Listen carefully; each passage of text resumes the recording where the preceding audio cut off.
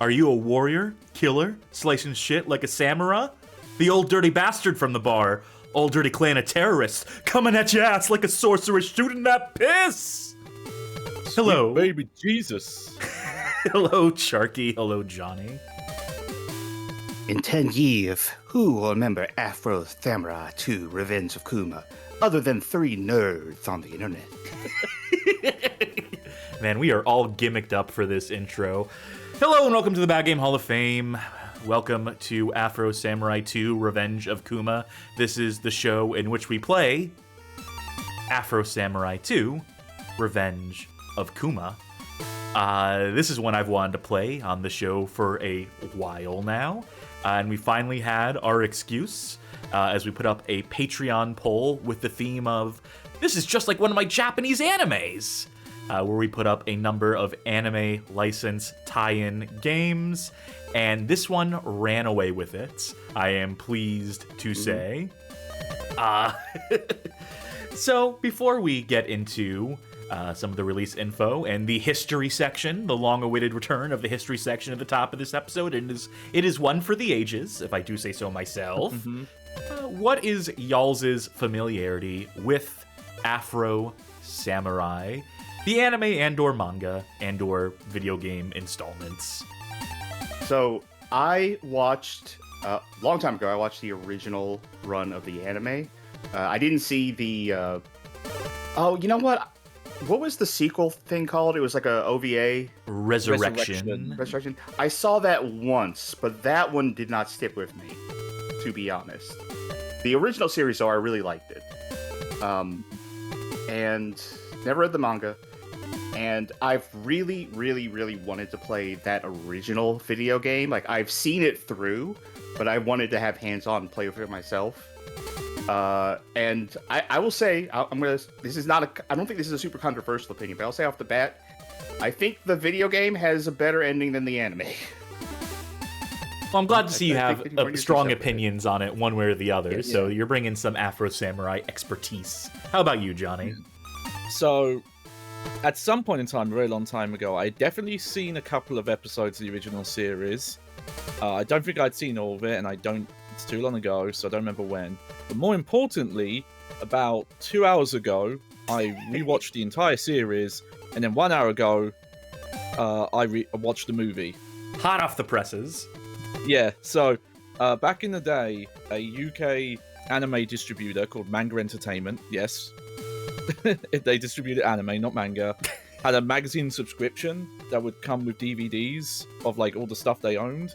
I don't know why my mum's sub to it, she doesn't watch anime, but we have the whole thing. I have the Afro Samurai DVDs, so it's like, hey, look at that. So yeah, it's all real fresh in my memory.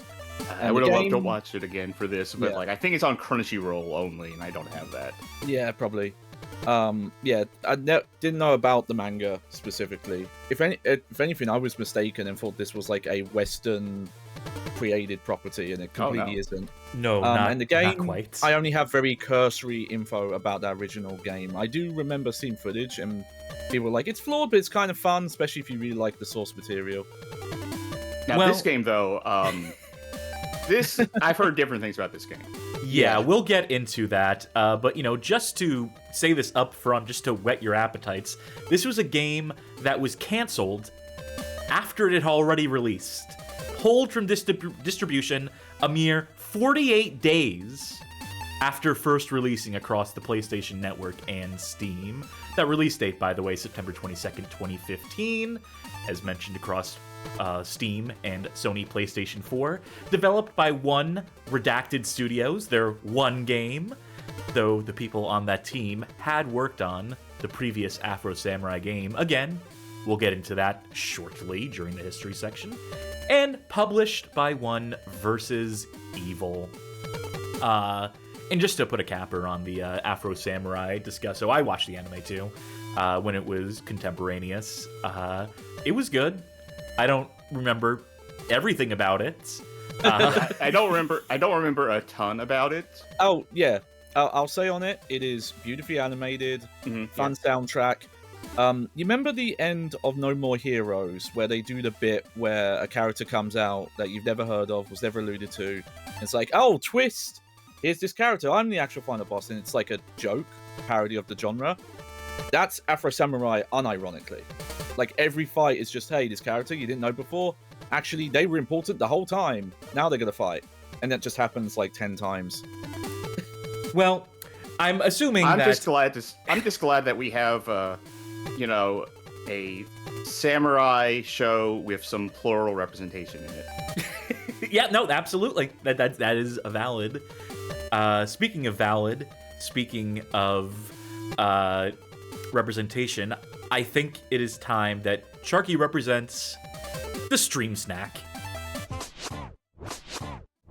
All right, tonight's stream snack is Alani Nu Cotton Candy Energy Drink. This is my last one, and will probably be my last one past this. It's, as I said before, strange taste. Definitely cotton candy, but strange. Maybe not something I go back to until next summer when I forget. Tonight's stream snack is... I'm just going to read the name as it says. Snacks, Naps, Appetizers, Cream Cheese Pepper Bites. I'm assuming that the actual name is just Snaps with 2 P's. Real cream cheese and jalapenos nestled in a golden crispy breading. Unlike the jalapeno poppers I have, this is just like chopped up jalapenos, like lost in a mess of cream cheese inside of a breading. I don't actually care for it that much. The thing is that all I can taste is the spice. Like, it's not super spicy, it is just jalapeno, so it's, you know, can't be that spicy. But the only flavor that comes across is that spiciness. So I'm not picking up any of the other flavors of a jalapeno, I'm not picking up any of the cream cheese. It's just spicy. So, not great. I would just recommend a normal jalapeno popper. What are y'all having? Oh, you know me, I'm drinking my Monster Energy as per usual. All right, and I've got my latte coffee as usual, and this time I have a proper snack. I went for my favorite brand of instant noodles that has a quest in a role-playing game. I have cup noodles, wok style teriyaki soba. They're good. They're fun because you put the water in, you put a lid on, you leave it, and then you sieve the water out through the lid. It has like yeah, I've holes. seen those. That's cutting edge of technology, of noodle technology. Yeah. Listen, at risk of beating on a dead horse, have you ever seen that video of Darkside Phil trying to make cup noodles? Yes, yeah. And just like failing every step of the way somehow. Low-hanging fruit, but it's still funny to me. Yeah. It's always gonna be funny. That and that one shot of him turning towards the camera as an animated GIF. Still funny. Yeah, I rewatched Afro Samurai. I did not rewatch Darkside Phil making instant noodles, so that's on me. Got the ball there. It just keeps falling off the spoon. You can't scoop it. Well, hopefully we won't show our asses like a DSP. Hopefully we'll do a little better at the video game than he typically does. Will that do it for the stream snack? Yeah, that'll do it. For the stream snack. Which of course means it is time to get to the history section. Cut to that 16:9 screen. I want to say, before we get into the history, that my first exposure to this game, to this particular piece of software, came as I was researching an article for the BadGameHallOfFame.com website. I did an article about the top 5 games canceled after release. BadGameHallOfFame.com/top-games-canceled-after-release, or just click through it in the description or in the Twitch chat. In discovering it in the process of that, playing through it for the first time in the process of that was certainly an experience, and this game has been lodged in my brain ever since. I think it also made me partially deaf. We'll get into that. Disclaimers for the gameplay. This has some of the worst audio mixing ever. Obviously, context of the stream, we have it capped for the safety of our viewers, But to get across just how bad the mix is, I had to really dial in the levels. But we'll get to that when we get to that. Like I said, we got some history to get to. Starting with Afro Samurai, the manga. Because Afro Samurai did begin life as a manga, penned by one Takashi Okazaki. This was his debut self-funded work as a mangaka, debuting in 1998, spanning through to 2002. In 2007, it was adapted as an anime by the studio Gonzo. They of Hellsing, Full Metal Panic, Gantz, personal favorite of mine, and Welcome to the NHK. And interestingly enough, they also have done a number of video game to anime adaptations, including anime adaptations of the Tower of Druaga, of all fucking things, Yeah. and the Phantasy Star Online 2 anime. Johnny, I think you watched that one. I like the Tower which- of Druaga.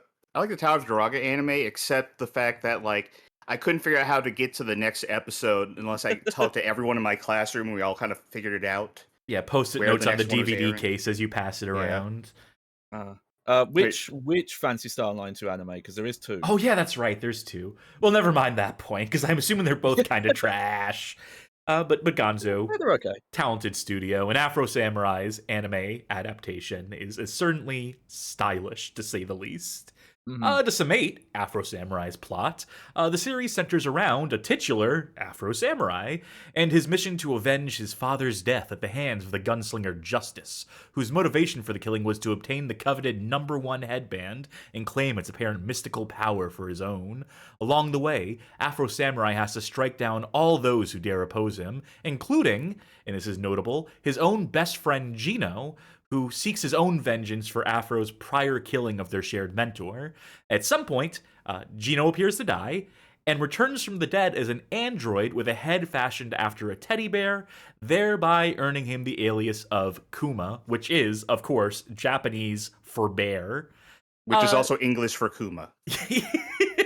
Now, naturally, I'm not doing the series any favors by running through these plot beats so sloppily and haphazardly in the context of the show, but trust me when I say that it's worth a watch and or read. Oh, and it's also got Samuel L. Jackson hamming it up as Afro Samurai's sidekick, Ninja, not to mention playing the title character for as many lines of dialogue as Afro has. Yeah, maybe like a minute of dialogue in both the original series and the movie combined. And also of note, an original soundtrack composed by the Wu-Tang Clan's own RZA. This will be a recurring contributor to the Afro Samurai franchise. Afro Samurai's debut as an anime was fairly successful, airing in North America on Spike TV, as well as the UK version of Adult Swim for European distribution. It spawned a film follow-up in 2009's Afro Samurai Resurrection, and of course, there was a video game tie-in, Namco Bandai's 2009 release of Afro Samurai across the PlayStation 3 and Xbox 360. It is a 3D hack and slash brawler type game with some light platforming and a plot made to mirror the events of the manga and anime. It retained the voice cast from the anime adaptation, as well as bringing RZA on to produce a new original soundtrack for it as well. It has a fairly striking cel-shaded graphic style, a fairly standard combat system by some measure, and a novel mechanic in a body part poker system where you get to sever individual limbs in style, sort of like a Metal Gear Rising Revengeance type deal. Now, by all accounts, the game is fine. Largely 3s out of 5s across the board, with reviewers making points of the making points of comparison to the likes of the recent Ninja Gaiden games and Devil May Cry, then recent, I should say. So for every mention of wickedly satisfying combats, there are immediate contrasts made as they reference the weak platforming and uneven pacing. There were also numerous complaints made about the camera getting caught inside geometry, as well as a lack of ability to uninvert rotation on the x-axis. So right is left, left is right. Though you can toggle y-axis toggle, so why one, not the other, who knows? Despite this middling reception at large, The game did manage to move somewhere in the neighborhood of 420,000 units across North America and Europe, likely making it a moderate success for Namco Bandai. Not quite enough of a success to warrant their greenlighting a sequel, though. For that, the developers on the original project would have to take matters into their own hands. So, a couple years after the release of Namco Bandai's Afro Samurai game, the game's senior producer, one David Robinson, pictured right here, left the employ of Namco Bandai in order to form his own studio, Redacted Studios, as an independent venture. With him, he brought the rights to produce further Afro Samurai games, as well as a small handful of other developers associated with that previous installment. And before we say anything else, Redacted Studios is just about the most ironic name I can possibly imagine for the developer of a game that would effectively wind up being erased from history.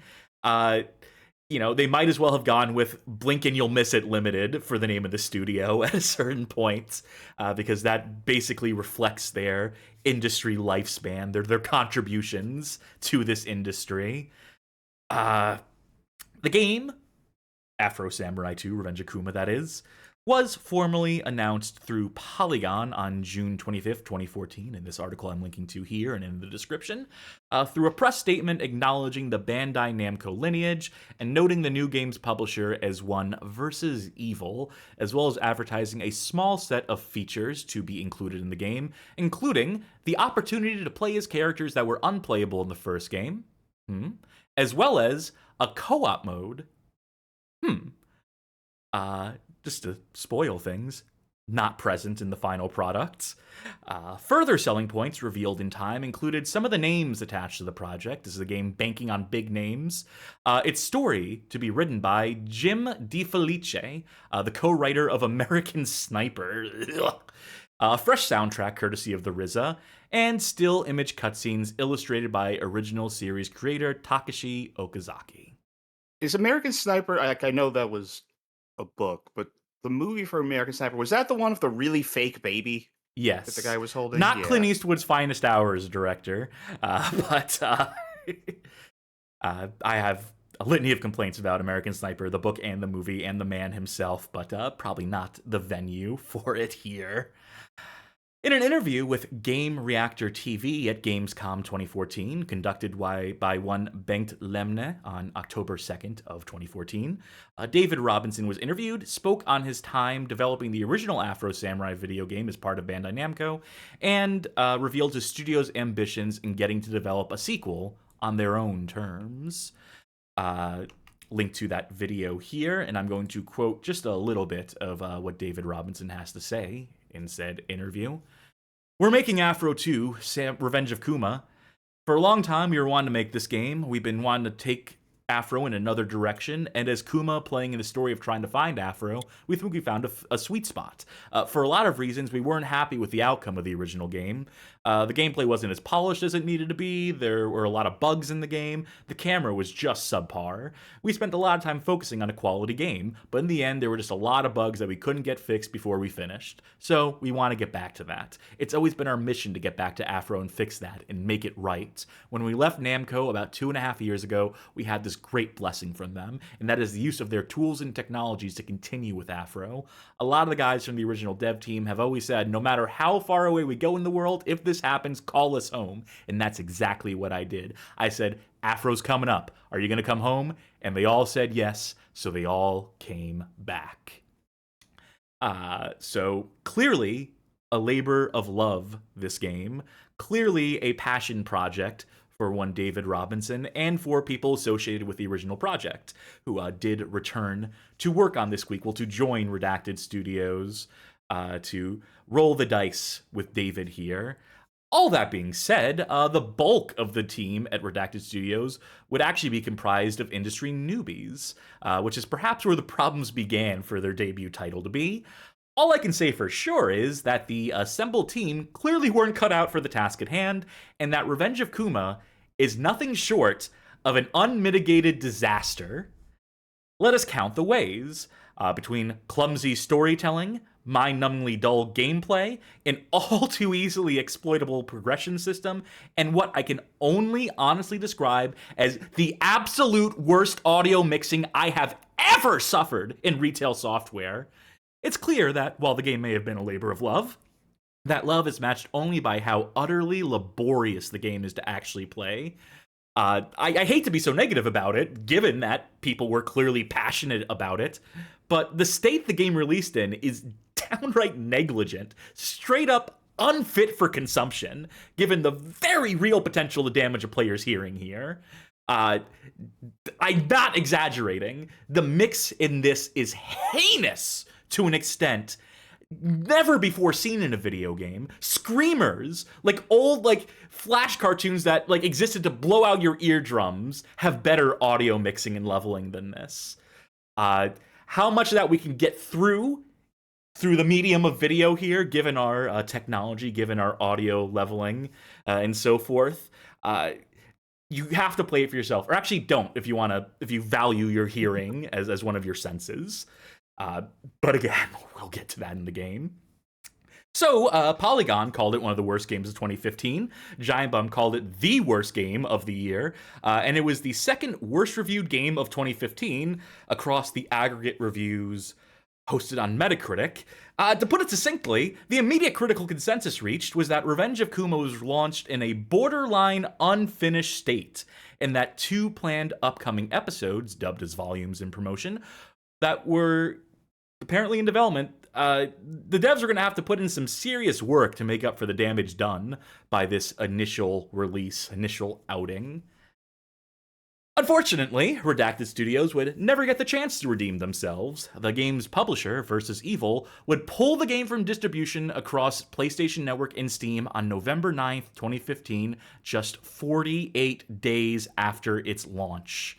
It took another week before VIII general manager Steve Escalante would issue a statement to Comics Gaming Magazine providing the reasoning for their decision.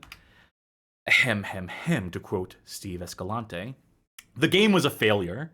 We could not, in good conscience, do Volume 2 and Volume 3, so we've begun the process. It's been a long process to figure it out because Sony has never really had to do this in this way, but we're returning all the money. So across the board, we're putting out an apology saying sorry about this." Escalante would further add and argue, "If you look at the reviews, it wasn't that the game was broken or buggy, people just didn't like it." Debatable. Whether it was not broken or buggy or not. It is. It very much is. Yeah, I'm going to say. In a further... Spoilers for the rest of the stream. In a further interview with the former Gamasutra, currently game developer, Escalante continued to bury the game and dismiss the efforts of the team assembled to develop it, reiterating their policy of issuing refunds and playing to consumers by noting that the endeavor as a whole was a money loser for them, even before the decision was made to give back whatever meager money may have been stood to have been made from its release. To quote Escalante again, when asked if VIII giving money back to it, if they were... as a publisher giving money back to external funders and investors, Escalante answered, "VIII is the sole funder and investor. We paid for the entire development, marketing, testing, and licensing of this project, so we are very much aware of the financial impact of this decision. For a small company like VIII, this means we are consciously deciding to make no money back on this game. But we are VIII, which was set up to have relationships with our partners and developers that is transparent, friendly, and mutually beneficial. Simply put, this must extend to our customers. Otherwise, it's just an empty ideal. The nature of a refund is you are giving customers their money back. However, there are still other costs associated to this decision that will hit VIII. Regardless of this, we are accepting of our losses and feel it's the right thing to do." When asked further if very few copies of the game were purchased in the first place, Escalante again, "Given the game quality was not what people were expecting, it didn't sell like hotcakes, let's put it like that. Fans still bought it despite the negative reviews from press and consumers, and we are not the company that will simply say, they bought it, they didn't like it, that's tough. That's not who VIII is." When asked why did VIII believe it'd be worse to leave the game up rather than pulling it down completely, Escalante, with his final response I'm going to read from this interview here. The nature of this business is that you will have good games and bad games released. Our goal as an indie publisher is to release quality games, even more specifically the games the developers want to create. Some of these are niche games that we know upfront will only sell so many copies. That's okay. We just need to go into it with that understanding. There are some companies that will release tons of products in the hope and desire that one of them will stick. I would rather launch a handful of titles that we're proud of and can stand out amongst a very creative, very competitive indie development market. Despite best efforts, Afro Samurai did not meet the quality standards that we require, and as a result, we cannot in good conscience proceed with our planned future content releases. Leaving it up there just wasn't part of this decision. So saith Steve Escalante. It is very rare that you will find a publisher so willing to completely bury the people they paid to put a game together for them. These are truly extraordinary circumstances here. This game really did threaten to sink this company's reputation if left up. So Versus Evil, in issuing refunds, did what was probably the only winning move, the only play they had to like come out of this with any sort of positive press. To have left this up, maybe it could have made a couple bucks here and there, maybe a couple curio buys and whatnot. But ultimately, it would have just wallowed in obscurity, not made its money back. I'd argue that them issuing the refunds probably, even though it was a short-term money loss, this gain in their reputation, their ability to spin this in a way where they came out as really pro-consumer, was actually very smart and very calculated. So, they did the right thing. And they did it for more or less the right reasons. I think it's, a fair thing. I don't doubt them when they say that, they want to maintain a reputation and whatnot, that they want to do right by consumers. But again, I'd also say that fortuitously, very clever ploy, very good way of getting your name in the press, undoing a mistake like this. I mean, the fact that they were interviewed by Gama Sutra, by that comics gaming magazine, the fact that they were being approached and questioned about this, that's free press, baby. But of course, the casualty in all this was the complete burial of the developers of Redacted Studios. But we'll put a pin in that for now. We'll get back to that in just a second. Let's talk about what happened to Versus Evil first. So, just to reiterate, the messaging on Escalante and Versus Evil's part, I should say, was clear. They were wiping their hands clean of Revenge of Kuma and had no intention of investing any further time or money into the endeavor. To that end, a planned Xbox One release was also canceled, signaling the complete cessation of work on the maligned title.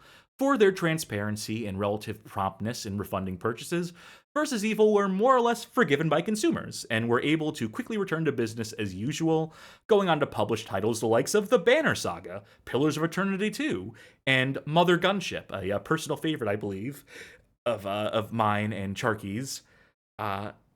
They were eventually folded into a company by the name of Tiny Build, you may have heard of them, in November 2021, where they proceeded to get completely fucking shafted on pay to the tune of $3 million by Tiny Build, ultimately resulting in the matter being taken to court and Tiny Build having to pay out $3.5 million in addition to covering legal costs, having lost the case, having been found to have been negligent in paying the team at Redacted Studios, at Versus Evil, I should say. That was not enough.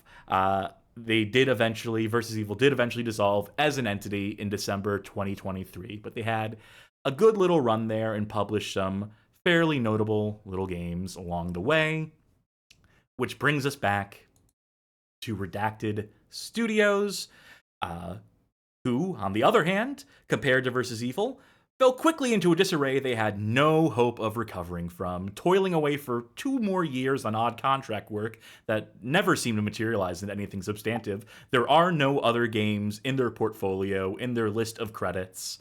I think there may have been some app development that they contributed to in some capacity, but credits on that shit are scant too.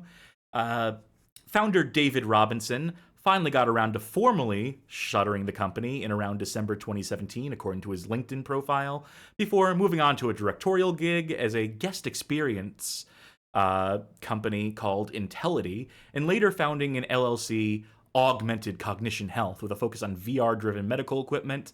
I guess what I'm trying to say here by recapping this is don't expect David to pick Revenge of Kuma back up as a passion project anytime soon. The only slicing and dicing he seems to concern himself now is strictly surgical. Good for him, I say. Probably a better fit, a better use of his talents, a more positive contribution to society than this video game shit.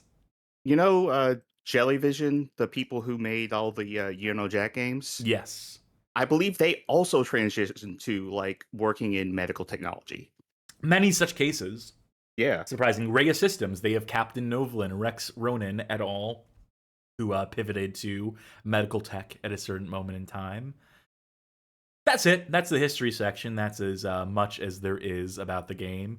Barring maybe a few like developer diary videos put out to promote the game, you can hear David really being passionate about the project. Some other folk they brought on. I think they get that American Sniper writer in front of the camera at some point.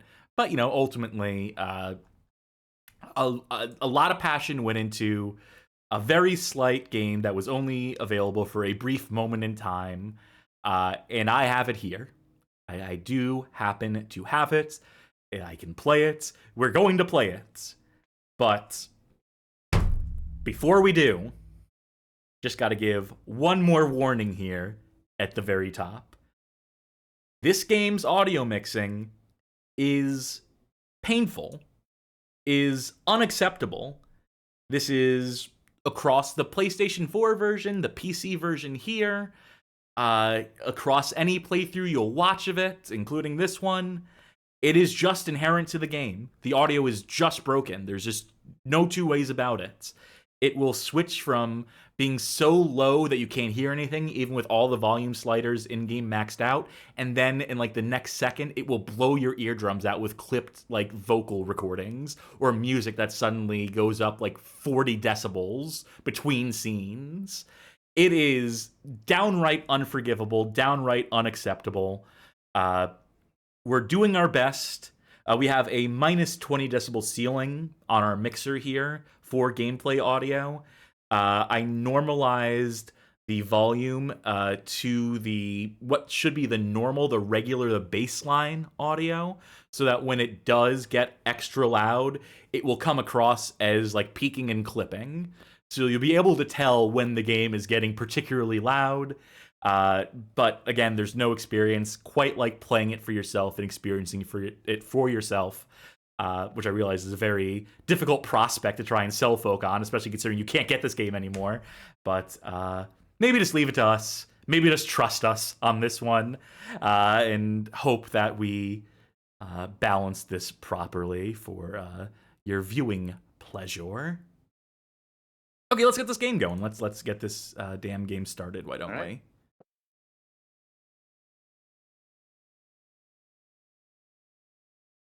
Okay. I'm gonna get my controller. I knew Versus Evil sounded familiar, but yeah, Mother Gunship, that would definitely do it. That's the ticket, isn't it? I think they also did Tower of Guns. Also published that. Yeah, that was the previous one. Yeah. So, first thing right out the gate, is that a PlayStation button prompt on the right-hand side? That's a Xbox. Yeah, it's an Xbox One. Okay. Yep. This game doesn't read D input, only reads X inputs, and that Xbox version never came out, so... Well, I mean, it's reading, like, if you're on a PC, that's, Windows, so it's probably like, this is the concurrent Xbox controller. Probably fair. Original soundtrack composed by RZA. I don't believe this is in the YouTube copyright system because I don't believe they uploaded any of the contents of this game to the YouTube copyright detection system. I don't think the soundtrack is available anywhere. It wasn't released commercially. You think that Guitar Center thing he did is in the YouTube copyright system? Yeah, Slime was referencing that earlier. They posted it in the Discord for the benefit of folk who haven't seen or heard of it before, but let's get started. So, top right corner. Codex?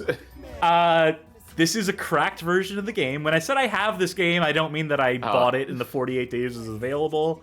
The only way you can get hands on this now is to obtain a copy, to sail the 7 seas, And it just so happens the group responsible for cracking it is Codex, and they decided to go with, in place of the Steam avatar that would load, a picture of one Walter White. So, see, I thought you had unlocked like a journal entry in your Codex to describe who Walter White is. So, options, sound, no video Only settings options. in this PC game. This is the default. Is that face the face you make listening to the mix? That is the sound of me getting my eardrums blown out in real time. Against my better judgment, I'm going to leave these as they are to get across the mix as it was intended. Again, I am so sorry. No subtitles, by the way. So just assume you're not going to be able to hear fucking shit in this game as far as dialogue is concerned. And don't turn up your volume to try and listen to it. Don't turn up your volume to try and hear it. That is the fool's errand. That is the fool's decision I made when I first played this, and legitimately had my eardrums blown out by how loud, how severe the jump in volume was. Like, even if this game was great, even if the gameplay was like immaculate, that issue alone, fucking 0 out of 5. Fucking unacceptable to have that in video game. That's just my opinion. I mean, I just think it's downright criminal. The more you describe it, and knowing how you are about audio mixing, I'm just assuming that this game is just slightly wonky, just a little bit wonky. And you're like, this is unacceptable. This is the worst audio mixing. Sweet summer child. You remember the original release of Death Magnetic? A choir of angels. Boy, lost in the forest. I didn't know what you were. I didn't know what would happen. Now, your failings are mine. Sounds like a Mankind. He sounds like Mick Foley's voice cracking there. To make amends.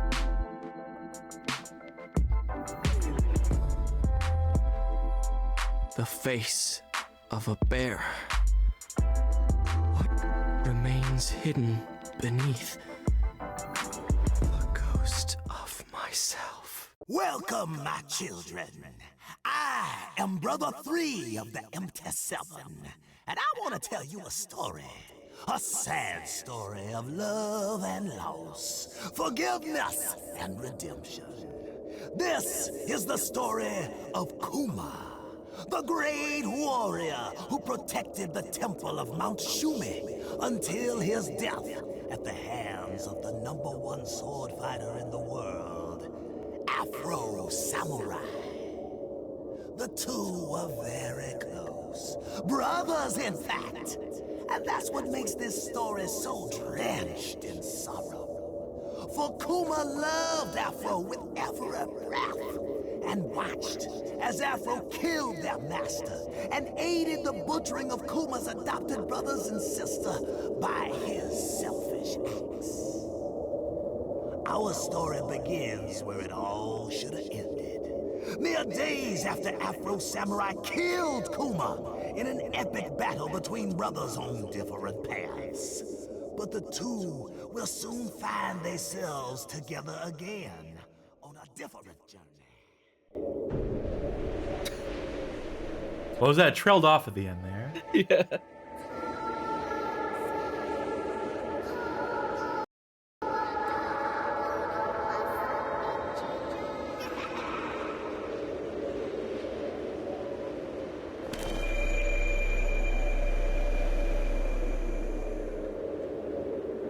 Hey, wake up! Wake up, sleepyhead. Wake up, samurai. Snick the Porcupine 93 says this is obviously just concept art. No, this was drawn by the original mangaka. Yeah. Specifically for the game. It's an unfortunate thing because it looks like concept art. It looks cheap, but it's not, technically. So, is this Yuri Lowenthal doing Yes. the voice in this game? Yeah, that's Okay. Yuri. Yeah, he was in the original anime as well. Yeah, I was just seeing if they got him for this too. I don't think that's a hard get necessarily. Yeah. now. And he's definitely giving it his all. So yeah, so from what I can tell, setting wise, this is set between the scene before the end credits in the original series and the scene after the credits. So this is what's happening when you're watching the credits, basically.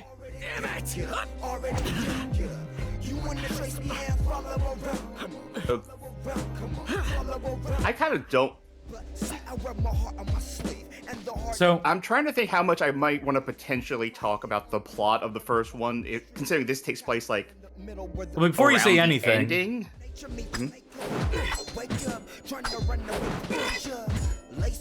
Yeah, and granted, I don't know if this is taken from the first game's version of the ending or the anime, because basically the anime has like a few years later, and then Right. there's a rematch, and Kuma looks like that bandage form we saw a brief version Well, of. Okay, so I was saying I don't know how much I want to like spoil the anime. Granted, it's been so long, but I also still think it's worth watching. But so did you notice the bottom left corner there? Oh no, it was too quick. I have to watch again. yeah, Combat styles you shift between. 3 of them. Oh yes. oh okay, yeah. Your battle skills have been damaged by your recent combat with the afro-headed demon. You Anyway, I wanted to check about if this was. Before you do, please let me talk about the gameplay for a minute here. Sure. Please let me cover some of the things that I've been wanting to talk about, including this wonderful black border around the screen at all times. It's like a manga panel. This wonderful audio mixing. That sound effects are like boosted by 20 decibels. So we're starting to get into some of the issues here already. The fact that there is one button you use in combat. Well, 2, I guess, if I want to hit this finisher. Yeah. Here we are in the void, doing our training. Ooh. Yeah. Oh. Wait. Huh? Yeah, it wasn't That's the what bugs parrying people had looks issue like, with. don't you know? Yeah. There wasn't bugs people had issues with. Remember? I couldn't tell if that was perspective because we're in a void, or Yeah. if he just went straight up. Spin test, by the way. Oh nice, you can even spin while reacting to a hit. That might be the best spinning I've seen. Sick. Did you win? Yeah. I spun so fast to kick that guy's ass. Let me move the chat a little bit. Anyway, since I'm so the one realizing the borders. The one sentence I wanted to say is that I wanted to ask if Yuri Lowenthal was the voice actor because on the behind the voice actors, this game ain't listed as an appearance of this character. Weird. No one gave a shit. Wonder if it's one of those weird things where he technically isn't credited on it. And that's why. He got a chance to play and he was like, please no. Ah, Modern Warfare 2, let's go. Cliffhanger, eat your heart out. So I could see this. Okay, I'm gonna spoil a little bit of Afro Samurai because this kind of leads into the second the movie, I guess. If this took place between the ending of 1 and the post credits of 1, I could see a game about that working because it's not just that Kuma shows up all bandaged and stuff to fight Afro. He's bandaged with every single headband. Yeah. He's gotten every single one of them. Like, so I can see a game being like the Kuma going and killing every single person in the world who has one of those headbands to go take on Afro. Like, Yeah, that could work. It's a very weird post-credit scene because it's just, oh hey, a bunch of story happened that we're not teaching you. Also, I think that ending doesn't even play into like the OVA. The movie, yeah. Yeah. Yeah, I'm pretty sure the movie just does not accept that as canon. This is exciting, isn't it? Yeah. Thank God they fixed that platforming by doing not quite platforming, but Yeah, fake platforming, I'd call this. I'm shipping some ice. I want to mix some drinks later, so I'm Do they taking want you some to go cubes up with me. or down? A good question. Yeah, I was... All right, there you go. Only a minor issue, from what I remember of the anime, he's only supposed to have this, like, Darth Vader filter when he has the bear head on, which he currently does not have. Now, is that a filter effect they're trying to do here, or is it just the audio being mixed horribly? No. Well, because when Yuri's doing, like, other dialogue, he doesn't have this, you know, this oh, I'm your father. That thing. And the girl sounded normal too. Yeah. Yeah, because we're probably not going to see it, but the Kuma head is actually like a visor and it has robotics inside. As Kuma climbed, Congrats on being that level. barely able to make Thank his you. way up the sheer cliffs of the Great Crevasse, he began to remember the moments that started his painful journey.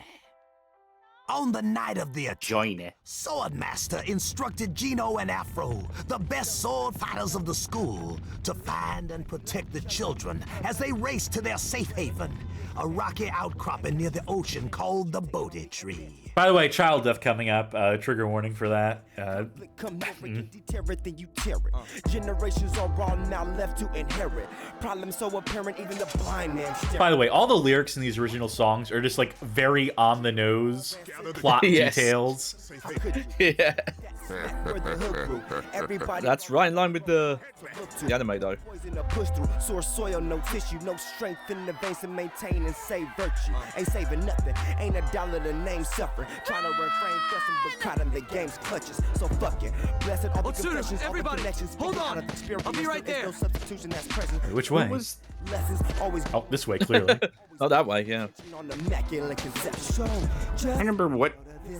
Somebody shoot him! Time to play defense. Are you ready for it? As I open up the vents, I am so very convinced. Hold on, I'm coming. Just make a note of this. Chosen one! So, I would how is like this to audio see- coming across? A little blown out for me. Oh, you don't say!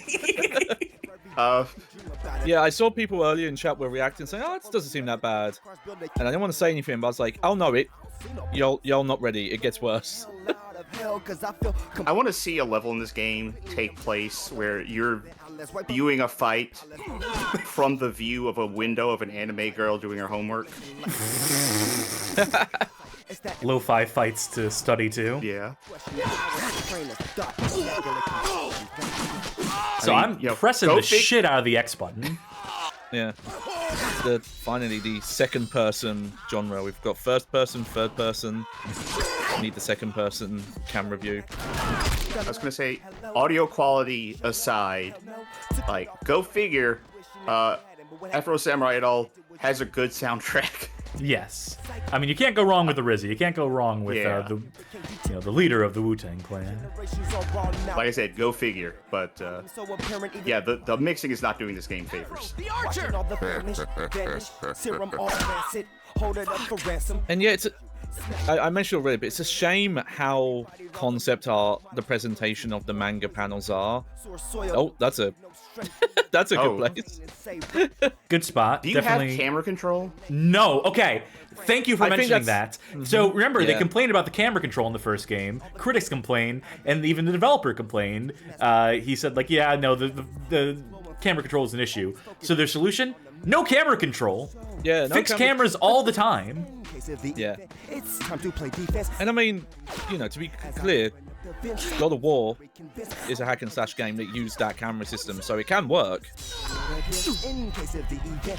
On the other hand, you as the developer then have full control over where the camera is. Yes. So yeah. when you have a thing like that where you're just clipping into shit, that's on you entirely. Yeah.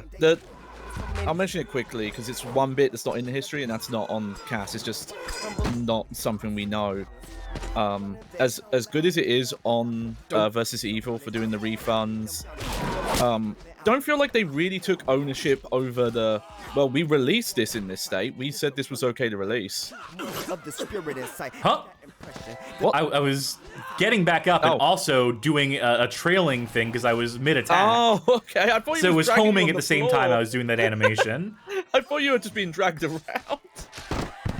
But yeah, like that's the lingering question I have is like the developers would have known, but surely the publisher also knew.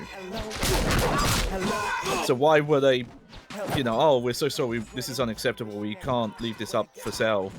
I'm like, yeah, but you were fine releasing it this way. Yeah, so, no, absolutely valid. Yeah. Wow. Sick. Again, complete control over the camera they had. Yeah. They could have blocked this off. They could have not had an opening there. And yet. Yeah. I gotta say, we're like maybe 7 minutes into gameplay, and I'm looking at this, and I'm like, I really want to play this now. I'll hook you up. Thank you. Yeah.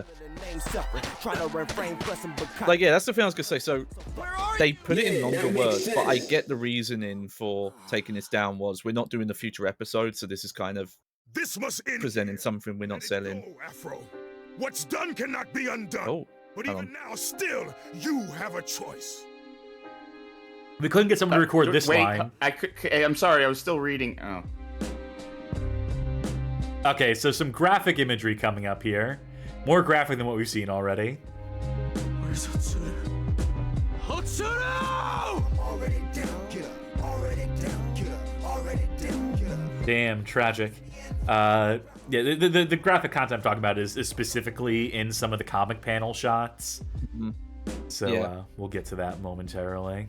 Oh yeah, this is like a very 90s OVA style property. They don't shy away from the gore. Pre anime manga ban stuff that happened in Japan in like 2013. No! Hatsuru, no! It can't be. Don't worry, clip through her. It'll be all right.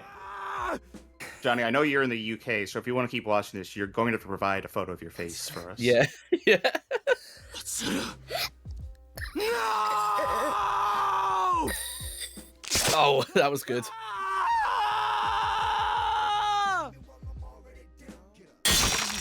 Oh! What have you done? What have you done? You killed our father?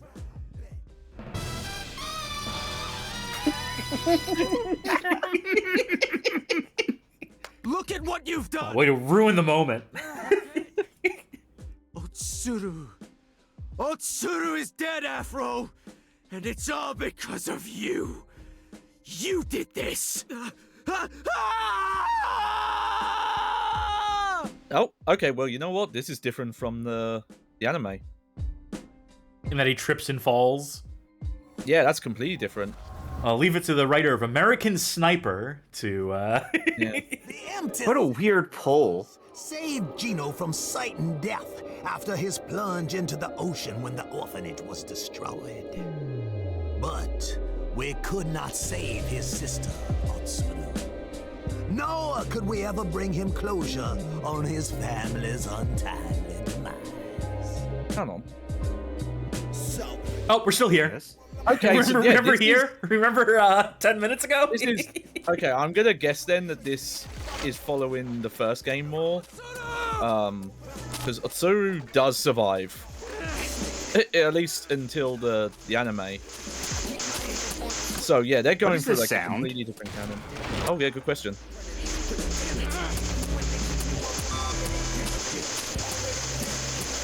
That's the sound of a robot, my what's- friend. Oh, it's Oh. So, Invisible Wall. it sounded like we were like playing corrupting this in an real time. arcade. Yeah. the empty seven brothers saved Gino. In an arcade where like Rent was also happening. Or no, what was that? What was that thing on Broadway that was just people slamming on trash cans? That wasn't Rent. No, you're thinking of Could we ever bring him closure? fuck. His I should know this. No, Stomp. Stomp. Okay, Stomp. yeah. Yes. Only 90 kids will remember this reference. Only 90 children will remember it from the 90s. So, what you need to do The reason why they put that invisible wall there is to encourage you to use this jumping ability. You know, the ability to jump up. Yeah, that's not very well tailored. They could have put like a button prompt or something. Good level.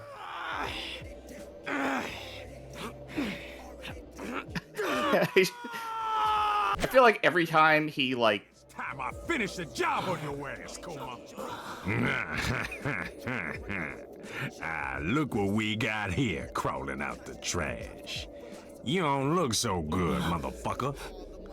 And I bet Sunday shit you don't fight so good neither with your ass all busted up. I've been waiting to kill your ass since the day them fucking brothers brought your ass in here. Humming and hawing about how you's gonna lead them motherfuckers to the promised land.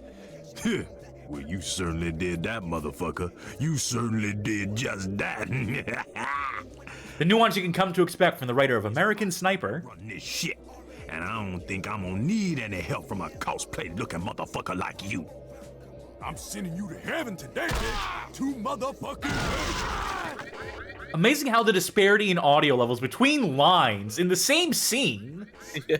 By the way, I was about to say, I feel like every time Kuma breathes real heavy, we should be hearing like a harmonica noise. Behind you, motherfucker. That's just what that thing on his chin makes you think. Stab every piece of ground till you find it.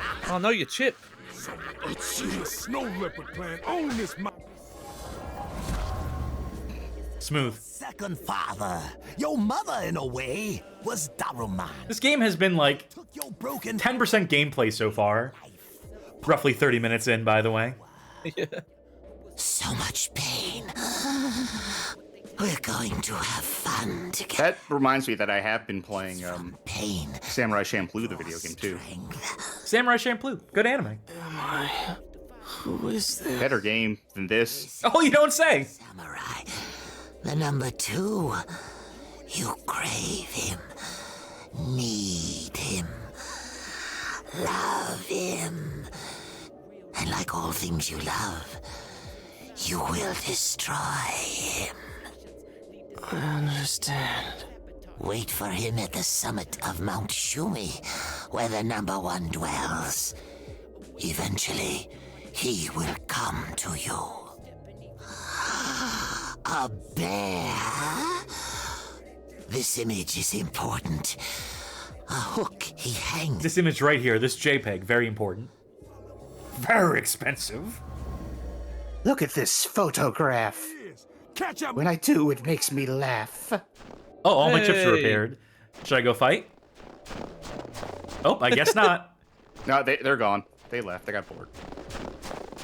Okay, guess I'm going this way then.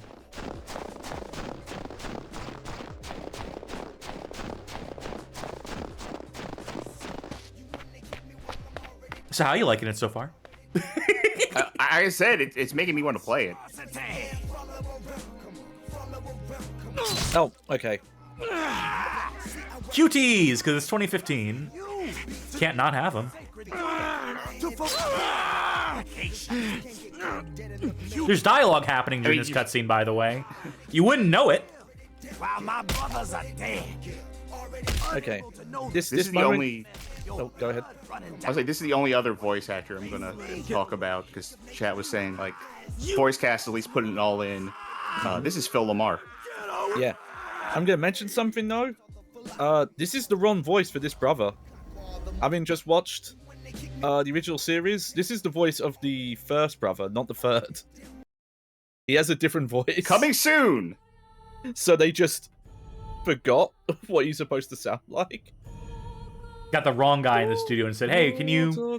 Well, I guess just do the voice that you do, but let's fudge the numbers a little bit. Yeah. They accidentally got Phil Lamar in instead, and also, by the way, misspells his names in the credits too, so they fucked up on Yeah. all accounts there. Well, granted, he is in the original series As the different person, as brother. Let me double check. I had right? this open earlier. I thought that was what you just said. Well, no, but it's the wrong voice for that character. Phil Lamar voiced like 5 people in the original. That's the thing. Otsuru, come back. Where are you going? Come back.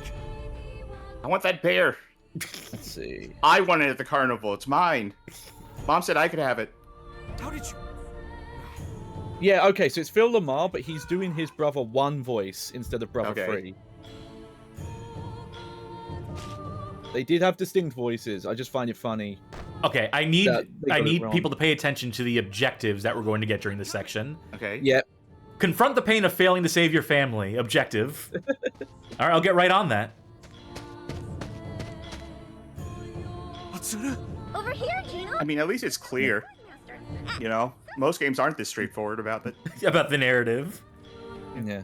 It's a fun fact that backing music Confront the is guilt that, of failing to save Sasuke. Oh, yeah. I mean, I'm hoping to see like a completed message over it when you do it. Oh, yeah. So this is in Oh, our yeah, heads he's still right got the now, robot by the voice. way. That's fine. Oh, there he goes. he's He gone. wasn't. Was he even there? No, he wasn't, because he was an hallucination. wasn't, or- yeah. he- Perfect. confront the guilt of knowing they died alone. I saw them with my own eyes. You know what? I will say that Real.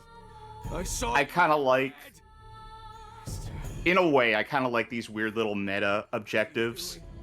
Like the objective, its message itself is kind of fucking with you. Fight you. Don't make me. Yeah, and Like, that I can can see- work. It's just they're Yeah. overplaying their hand here. They're doing it This cannot be. 10 times in a row. Cannot be.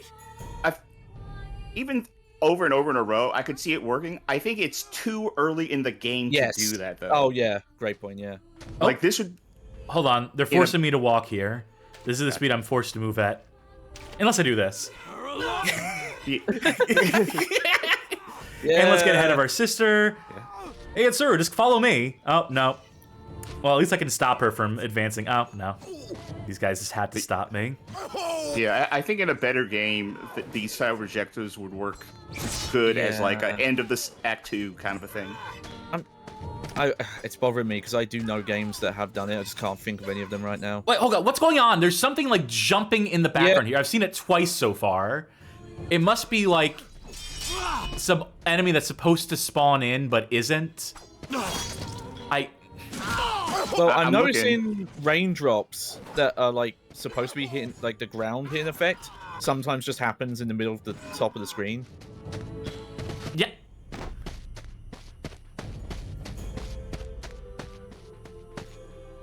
Come on, Gino. Afro's this way. I must find Otsuru. I must find Afro. Otsuru, come back. Afro, There we go. done. Freeze frame. What have you done? You killed our father?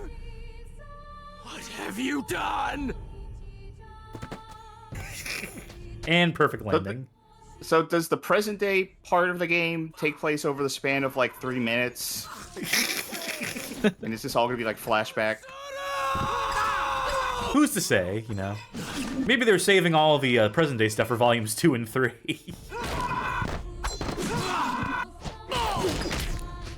But Everyone is waiting. Gino. Hurry. return to idle. Yeah, this isn't finished. No, Oh, you don't say! It's not. Dude, this is like extremely blatantly unfinished. Like, sometimes people will say like, "Oh, this game is like so like unfinished," and when it's just like kind of rough. But no, this like I feel like I can see like Yeah. parts of like I can see post-it notes right off to the side of the screen saying, "Finish this up by next Tuesday." Alan, please Yeah. add more details. Gino, over Yeah. here.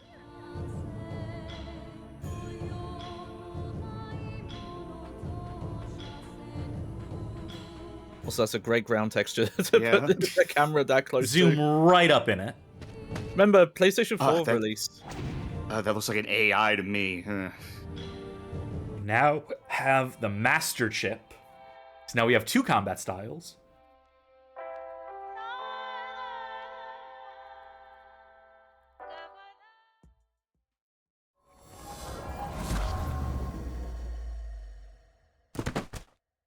You've entered the Matrix. Ninja!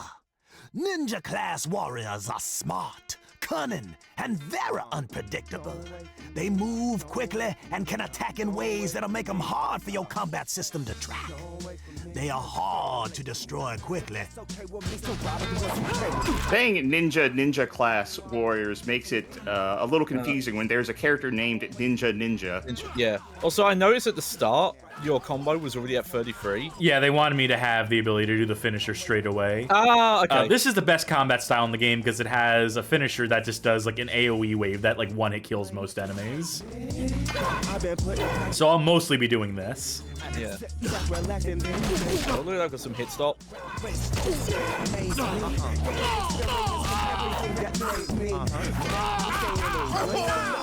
They really want me to do the finisher and nothing but the finisher.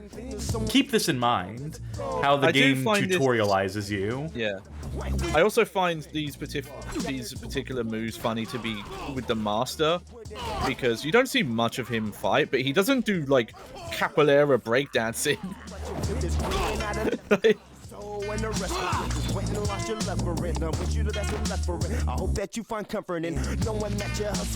I got it. I know how to use the finisher button now. You don't need to keep doing this. Oh, thank God. No, it's okay. I don't need to continue. I think I got it. So it continues. Look, they're all here. Now we are all together, Gino. Look, it doesn't... Ugh. Yeah. Not the most loving render of our beloved sister. Confront the reality that everyone you loved is dead and their memories are all you have. Her character model made her look like she was from the past. See? I told you they were here. Now we are all together. Forever.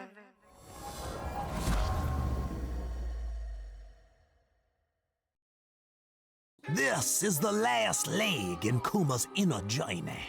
Oh, thank God, finally. In his demon, Join it. Kuma must climb the great vault of Mount Shumi, a place where all the failures and pain come to say one last goodbye.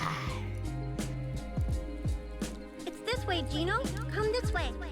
Each of the granite slabs has the power to reflect the true nature of a man's soul.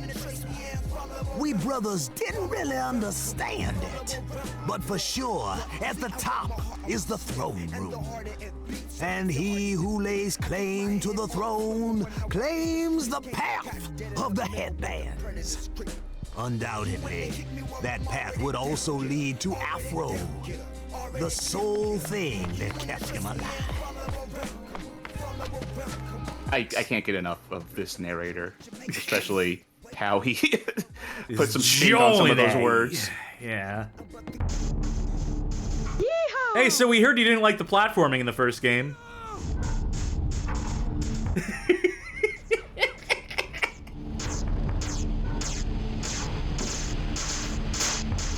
We gotta say something nice from my headphone. I mean, there's obvious stuff about them getting the cast for the anime back.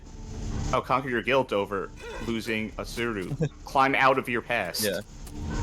You know, I was saying something nice. Very clear objectives. You're not the only one. No confusion about what you're supposed to do in the game. The number one will show no compassion. Can you speak a little closer to the microphone? Your father? Afro, forget about the two headbands. This is your family now. When will you let go? Yeah, what? How is... This is some of the loudest dialogue we've heard so far. During this moment of somber reflection. What will be left for you then? What will be left of us? Fun fact, the young Afro voice here is probably also Phil Lamar. Because that's who voiced young Afro in the anime. What is their secret? Tell me. Tell me. The car lover asks, is the audio that crusty? Yes! Chasing a lie. A lie of your own making. A lie that has led too many to their deaths for nothing. Merzbun says, Rick Rubin's finest hour. Is this what you're waiting for? You know, I'm just gonna jump on top of this. I think I can land on... Oh, okay, it wasn't real. No, because this is a hallucination in the past. No, this is real. You know, it's incredibly hard to follow, but this is apparently real. This is actually a real location. It's real. Still real to me, damn it. If I had to say something nice, you know, it's brief. It's short! We're flying through it.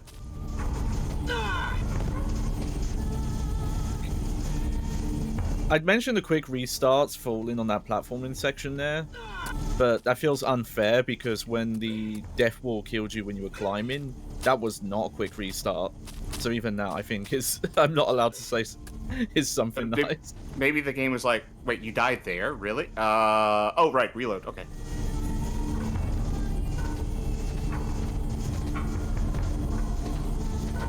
I appreciate they didn't put collision on these chains. That could have been more troublesome than it was worth, so just being able to walk through them. Yeah. This nursery rhyme we're hearing in the background is about crossing the street, by the way. Is it? Yes. I can't make it out. Yeah, it's because the audio mixing is bad. We heard it in the flashback bit earlier. They're playing it very quietly. Crossing the street, much like crossing swords. Ah. You know where you are, don't you? Of course you do. All this time spent looking for me, you've been looking in the wrong direction. Looking out instead of in. You want to cut me down? Here I am. Come on. First strike's free. Ah, he is in it. Look at that. You can't cut me out. Been in here so long, it's hard to tell where you end and I begin. My desire was to become a god. In the pursuit of revenge. This is Justice, by the way, the main antagonist of the for me. Manga and anime. Killing for me. You really think you're the wait. I killed but a single man in an honorable duel and for a noble purpose. And you have killed so many. Weak men, hungry men, family men. Out Gelpon's saying this is recycled audio from the first game. Fucking of course it is. This is the speech he gives in his boss fight. You have been doing my good work. Is this what you wanted? Well, you know, if it ain't broken. You know, they were Dave, or what's his name? The lead designer, senior producer guy on this. He did say that Namco blessed them with the technology and tools from the first game. I guess that also means they included all the original voice recordings. Yeah, David Robbins. About the look on your daddy's face. I mean, it's cheaper than getting Ron Perlman back in the booth. Yeah. Now, you might think this is bad because the players heard this dialogue before. But Kuma hasn't heard this dialogue before. So you know, it's that's new to true. him. You just chose So- to ignore it. So this has to be following the game's chronology then, because this You're doing all this for your pop. is the boss fight speech. You think if he had Yeah. Plus, there's been other story stuff we've seen that's different, so yeah. what you are right now, a stone cold killer. You're just a So this is excuse. Looking this is a great speech in context. Why are we just getting it here like this? son of two fathers. Your blood father and me. And this is also a speech told to Afro, not to Yeah. Kuma. Gave you direction. But this isn't about you. Come on. Where they have the fourth wall break. Name may be on the box, but inside Yeah, there it is. you're a novelty. A whim. In 10 years, in 5, who will remember Afro Samurai? But your story. Hey, remember when I said that at the top of the show? Yeah, I do. That's a different matter. Vengeance is a story without end. The game's the thing. So, let it begin all over again. Progress comes from struggle, from conflict. Bones begat Okay, wrap it up. begat spears. Spears begat bows. Bows begat This is so cheap. bombs and on and Yeah, the Tannoy says, please wrap it up. and on. Your daddy, The teleprompter, I mean. sword master. Both tried to hide the headbands, hoping humanity would forget, hoping for desire to. Murs button chat says, put the fries in the bag already, man. It's like- Humanity is left helpless, weak, waiting open-mouthed to be fed like baby birds. That's what we offer. You know what also makes the speech good in the original game? Is it's not delivered in one chunk like this. It's spread out across the fight. And you have an entire game building up to it too, as opposed to putting it in the first 45 minutes of the game after you've had a grand total of 5 minutes of gameplay. It also, a lot of it functions as like a twist and as a reflection on everything that you did, and not just what are they doing with that? It had to have 100% been, this speech was so cool, we gotta just put the whole thing in there again. And we don't have a reason. What did I do? I found a little boy lost in the forest. I didn't know what would happen. I fucking hate the way this game is jumping backwards and forwards and backwards and forwards and backwards and forwards in time. Light. I will say, though, that is very accurate to the show. Yeah, but it serves no purpose here. Oh, yeah. And levels honestly, are so short that it's just, like, torturous. Well, the caveat I was going to have is I think that's a negative aspect of this show. Simply as Wait for me, Otsuru. You're going to get us lost. Wait. It's faster to do this than it is to walk, so... Plus, it looks sick. So I will say, okay, now that we've heard that speech, I guess I can talk about the ending to Afro Samurai the game, since they just played the whole fucking thing. So the actual anime ends with Afro finding Justice, who has the #1 headband, and they fight. They have a big-ass fight. Afro wins, takes the #1 headband. Do we want me to be quiet during this, or should I just keep talking? Who gives a fuck? All right. Afro takes the #1 headband, and he rules over it, and Kuma shows up to, like, fight him with the #2 headband, and the cycle continues. In the game, which I think is honestly a better ending, he finds Justice, and Justice is dead. Justice has been dead for a long-ass time. And Afro has to realize, like, oh, I just killed, like, everybody for nothing. And he fights Justice kind of in his mind. Justice gives that whole speech saying, like, hey, I wanted to be a god. I never ended up doing that, but I was your god. You worshiped me through all the sacrifice of all your killings and stuff. And then saying, like, yeah, our story is about vengeance. The story isn't your story, because no one's going to remember you. That one thing about it might be your name on the box. Did you see me? Did you see?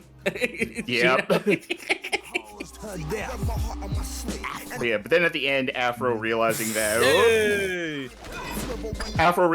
he's just been playing into this whole cycle of violence, throws away the headbands off a cliff so that it's over. And it's like, that's a good ending. It's a good re-examination of the entire series to make it not about, like, Afro gets bloody, violent revenge and keeps doing it. It's like, Afro realizes, like, oh, this was for nothing, and then learns a lesson from it and makes something of it. I will say to the movie's credit. Oh, because... Jesus Christ! That was the loudest sound effect yet. Yes, I got that.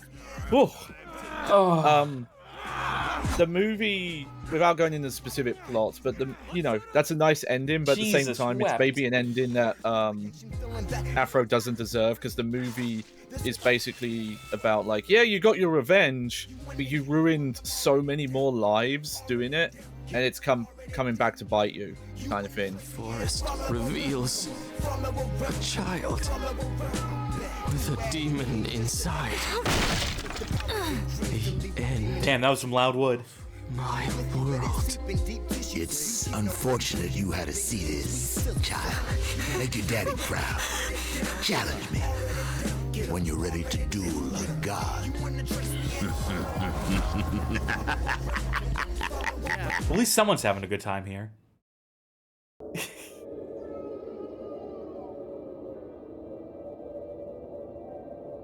We both died a long time ago, Afro. We're demons, ghosts. No one will mourn for us. Fate has caught up with us both. I Magic Mouse saying that the audio seems to be clipping the more it goes. Speaking of clipping, something's going on with your pants there, dude. Oh, yeah. And I think in combat it even happens. Oh no, I was trying to figure out absolutely. what's going on, but like some moves you do, his thighs just like clip through the bottoms. Oh god, you can see when you're running even. But wait! I have something you require. Something that will complete you. It has kept me warm in the recent days as I waited, contemplated my. It's helped me produce graduation. You have yours. Afro broke a sacred trust. He must not be allowed to live when so many who loved him have died for his sins. With my timely assistance, you can and will, my brother, kill that motherfucker Afro Samurai once and for all. And nobody knew who I was before I put on the mask. There you go. Thank you. I'll be here all week. We are finally Kuma.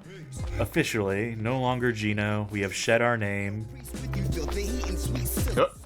And the game now Good work. finally begins. Look there! The object of your fury! Yeah, that shit gets deeper the further back. That's one of the Afrobots from the original series. Robots that have the soul and combat style of Afro in them. In my chest, yeah. So that means we get one last tutorial here. Chip is all that remains of the brother I once knew.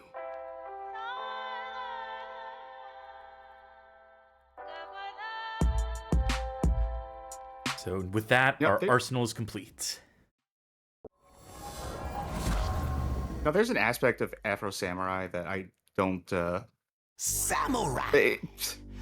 I don't gel with so much, are the toughest. which is that I think, like, yeah, I know, canonically, like, the headbands are actually magic in some way. Like, you know, there's the rumor that Justice based his whole thing off of, which is if you have the #1 headband, you can become a god. And he draws the conclusion that he needs literally every headband. I like the idea better that the headbands aren't magic, that they're just headbands, and everyone's killing each other over these just, like, pieces of cloth. Honestly, the movie kind of follows that logic, because the original series is very vague about what the actual powers are. I think I heard, though, that in some of the official media that it is, like, said that the headbands are magic. Specifically, Ninja. So, Ninja, Afro Samurai is, like, imaginary friend, companion. Now that's a spoiler. It's a spoiler, but it's also very obvious. Yes, it is extremely super obvious, because no one reacts to him. Like, he is sitting there talking, no one says anything to him, even though he's the one who responds to everybody. Nice. No, my training is complete. And the thing is, like, I liked that. I liked that he was just, you know, that Afro is just plural, that Ninja is just, like, this repressed thing that in his head. You can, like, interpret, like, any instance in which, like, listen to this. Ninja does something that affects the world. Like, if he grabs something, that's Afro doing something, and sort of, like, not internalizing it as something that he's doing, but something that Ninja's doing. I have thoughts on all jump this. tech. Yes. The thing is, apparently, okay. that I need to explain something here. Please. Sure. So, you notice that we've been getting some skill points over the course of the game. I've earned 3 so far, and you can see each of the different combat styles has its own upgrade tree, allowing you to upgrade, you know, power, speed, new finishing moves, things of that nature. You know, I'll put a couple points at the top of the game into the master style. So, you know, 3 skill points over the course of an hour so far. I mentioned at the top that the progression system in this game is completely and utterly broken. Absolutely exploitable. Let's find out how. Okay. I saw you went up to 3. as you left that menu. No. I mean, oh, did they it not confirm? Oh no, I accidentally pressed the recycle skill points button. That was my bad. But okay, so we're still at 0 now. We used up the 3. Yeah. So notice how in the bottom left it said that it wanted us to use Kuma style. What if we didn't? What if we just forgot to switch? Damn, did you just, with one hit, you and fucked up all up? Oh, shit! Master style is my jam! That's fine. Is it about those stupid headbands that lead you all to die like bugs? Like animals? I will take no pleasure. It's really funny with these cutscenes. You can see them trying to make it look cool, just without the actual ability to do so. It's like, oh yeah, we'll do a cool slowdown shot, but we don't actually know a good camera angle to do that with. So the finisher trivializes these fights until... Afro style is your thing, baby! Use it up like chocolate milk. Alright, use Afro style to open enemy defenses. Let's say I missed that. Let's say this accidentally I missed that note. I like it's a warning, by the way. Warning! Warning! Alright, so this guy is one of the samurai they mentioned. Let's use the finisher again. Doesn't do anything. I can keep comboing them, though. So, take a guess as to what's happening here. Yeah, he can't die unless you do Afro style, and you're just grinding out so many hits, it's going to raise your mastery points by a ton. Yes. Yeah, it's the old Skyrim stealth attacks on invincible NPC tech. Yeah. Let me use Kuma style, which also doesn't kill him at all, so... Well, I'm gonna finish the thought that I had earlier. Yeah, this is gonna take a while, so... Yeah. So, I liked the idea that, you know, Ninja is just like in Afro's head. It makes a lot of sense to me personally. I think I read that there is some official media where it said that, oh, the number 2 headband actually gives Afro the ability to project Ninja onto the world. So Ninja's actually there because the number 2 headband is magic. That actually makes less sense to me because no one reacts to Ninja even though he is constantly shit-talking everybody. Also, that's not how it works in the movie, because for most of the movie, Afro doesn't have any headbands, and Ninja's still there. Are you liking the sick air tech I'm doing, by the way? No one's fucking commenting on the fact that the geometry is so broken here that I can just stand in the air. I mean, I did say, oh, when you did it, so...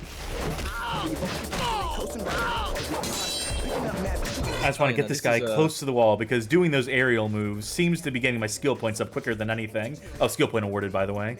Yeah. No, I think a future career in making mad combo videos. I foresee.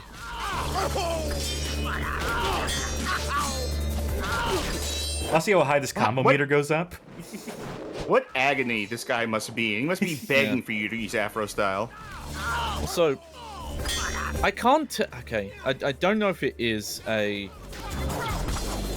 parsec or some other issue. I don't think it is. I don't think most of the audio is even in sync. No, it's not. That's just the game. Okay. Yeah. I was worried for a sec, but I'm like, oh no, I think the game's just like that. No, it's the game.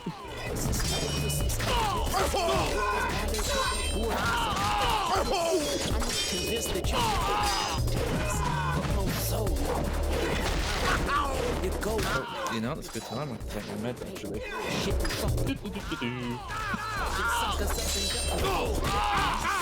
So close to 100. Yeah, I don't think that's gonna make the game better. Just saying. A skill point awarded.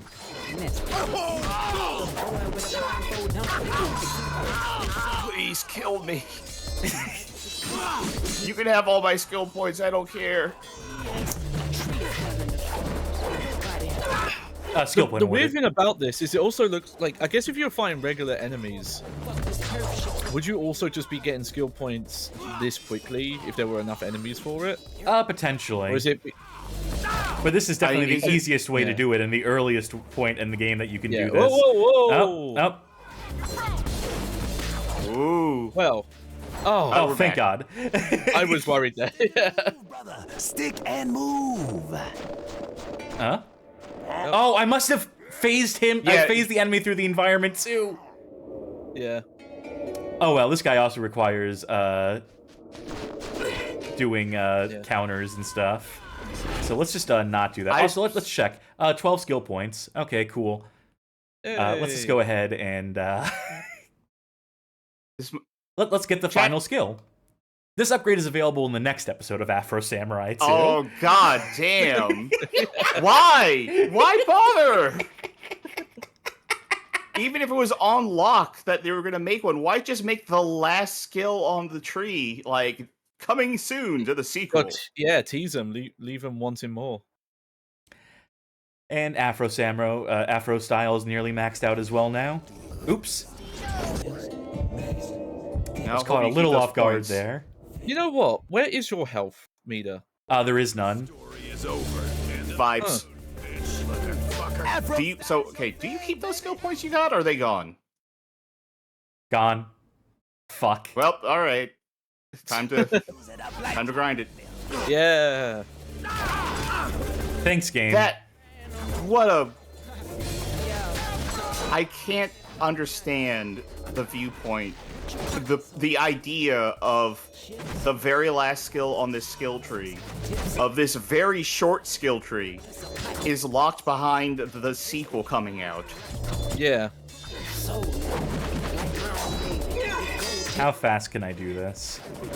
I wonder if the intent was going to be that you would always start at level 1 in every episode.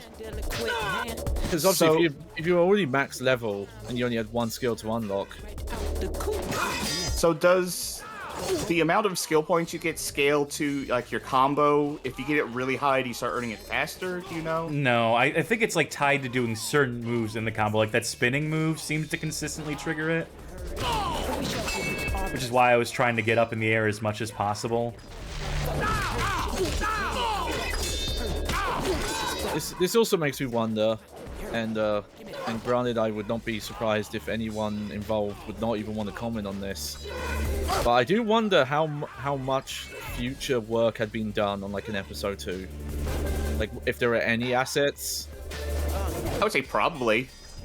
Like if it, like obviously, wouldn't expect it even to be in this unfinished state. But if it got to like any state of like, yeah, you could load this up. Huh? I would say at least your story is over. Huh? What? Huh? What? Afro style is your thing, baby. What happened there? I don't think you died. No, I definitely didn't. You were in the air for a very long time, though. Oh! Yeah, and do you that's think... making me wonder... Okay, so in some games... Okay, Elden Ring. If you are somehow in the air for a very, very long time, the game assumes that something is broken and stuck, it will just kill you. Do you think that's what happened here? That you got yourself glitched in the air for so long, the game, as like a preventative measure, said, players obviously stuck somewhere in dead. Yeah. Kill them and reload. No, because I was doing this shit all last night when I was remembering how this shit worked. And we did not have these issues that we're having. Well, I mean, I was doing a whole lot of what you see me doing here right now, so... That's even if that's not it, I feel like that is the best theory. Even if it's something stupid like it's a void out prevention, but the detection of like you broke the detection somehow, so it thought you were at like out the map even though you weren't. Like you already did break something with its detection by going through that rock and triggering the next phase of this area. Yeah, that's true. Yeah, just something went wrong and suddenly your XYZ coordinates were like 000, and that's like... Yeah, happened again! See there, it happened again. And it happened because you were after you were in the air for an extremely extended period of time. Use it up like chocolate. All right, fine. Maybe I'll stop grinding on this particular samurai. Let's do it on the next no one, such just to thing as a second stop you. I think it literally is just the being in air thing for so long. Like, yeah, you've been doing a lot of like this in air combo, but I think just the amount of time you were in the air without touching the ground to reset it was the issue. And that's funny twofold, because with a game in such a rough state as this is, you'd not expect them to have the foresight of having like a void out edge case reset.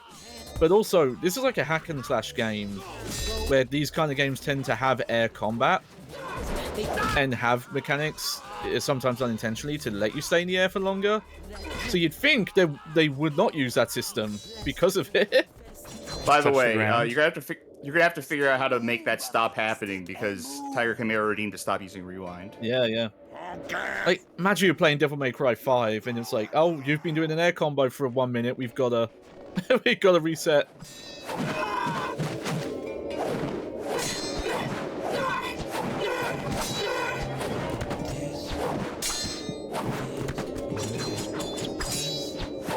So it should be noted that doing the master style here, we have the finisher that kills a lot of enemies all at once. In the Kuma style, we have like a move that very cool. Whoa. Oh, you were making like the level you're in pop out of existence there for a second. That's supposed to be a killing move finisher, but it doesn't work on this guy because we haven't primed him using the Afro style yet, you see? Which has a move that lets you do... Just to briefly show it. This is like the dodging mode, and you can do this, and this makes them extra vulnerable. Skill point awarded.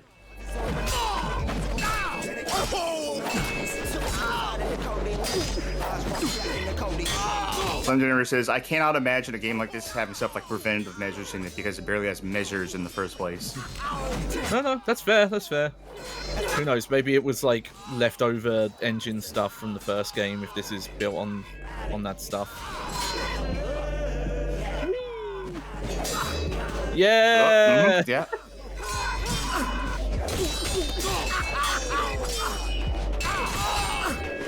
How big can number get? How bad can camera get? Oh. Yeah. Let's prevent void out just to be safe. Yeah. It was something you were messing with last night, and someone with a lot of spare time on their hands would have to find out.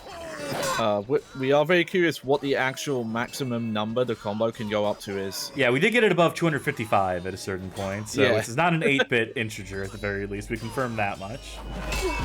Yeah. Finally get to see the overflow kill screen for Afro Samurai 2. Afro Samurai 2 kill screen coming up. Afro Samurai 2 kill screen. Yeah. Remember King of Kong? Remember Innocent Days of Billy Mitchell? And yeah. Speaking of, because there was some speculation. Interestingly, yes, there is a speed running. I'm going to use scene very liberally here for Afro Samurai 2. It's not very active. The last run was 4 years ago, but there are people who do speed runs of this. Yeah, I saw chat mention that a bit earlier. I bet there's some fun shit in there, like some just like skip everything kind of stuff. Oh yeah. I wonder if it's like the Silent Hill Homecoming speed run where you just clip through every wall in the game, don't even fight anything.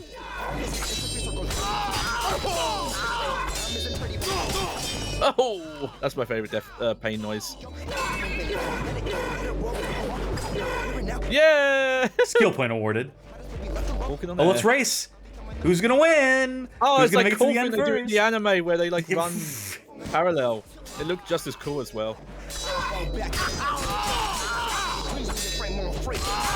Now, I could do this all day, assuming the game didn't reset. But what I want to do is just fully max out master style. Do we have enough points to do that? Yeah. Okay. Well, you can't until the next episode comes out. Oh, God That's damn true. it. Yep. Forgot about that. Okay, let's go ahead and do Afro style as well. This menu, by the way, sucks to navigate. Mm-hmm. It looks like it.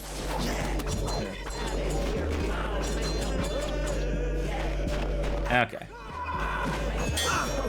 And Oh yeah, so you do have launchers and like air combo moves.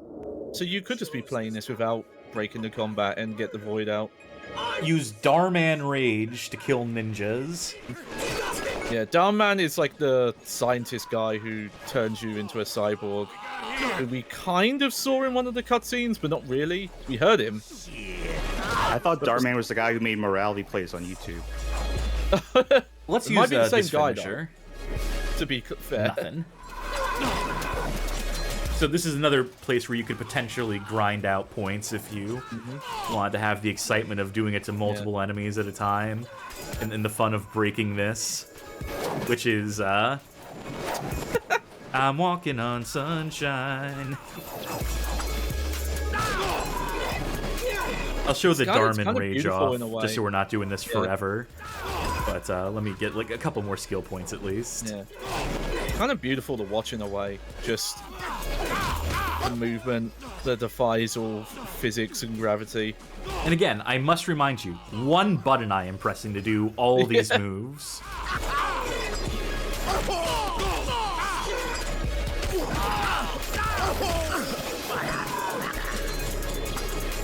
Do I have any skill points pending?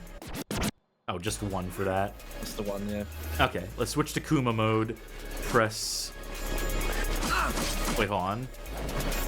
Which mode has Dharma? I assumed it was Kuma mode. Yeah, weird the hint wouldn't actually point that out. Also, I like it's not a warning this time, it's a hint. Maybe Master mode? No. So it must be Afro mode? No. None of these modes are letting me... Oh, you know what it is? Wait. Do you know what it is? Nope. If I'm correct about...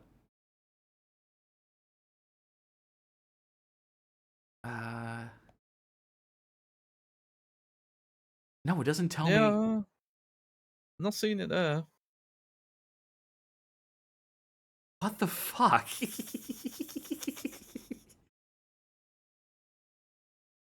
Yeah, unless it is that rage there. That must.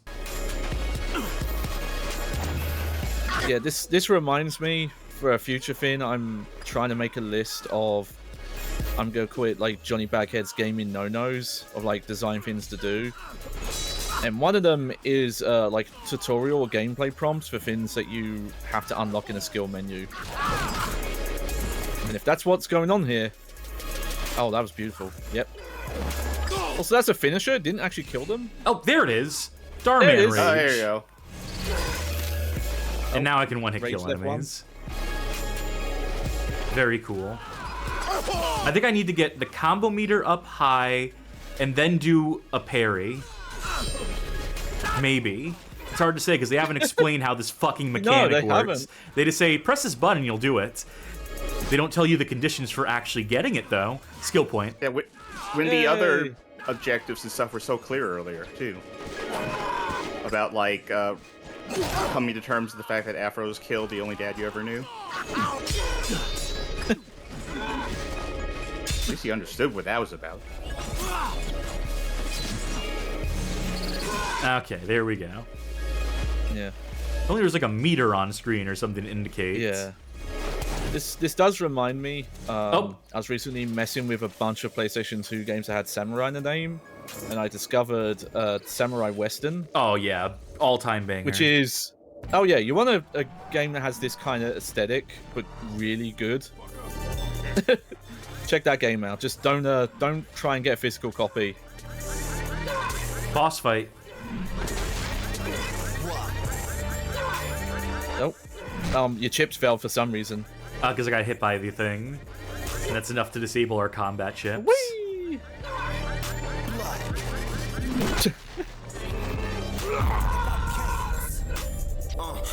Kuma returned to his home planet. Oh, was that meant to happen? Yes. Oh, okay. I thought that was like a special game over animation they made once. Oh, that was smooth. Stop running! Face me like a man!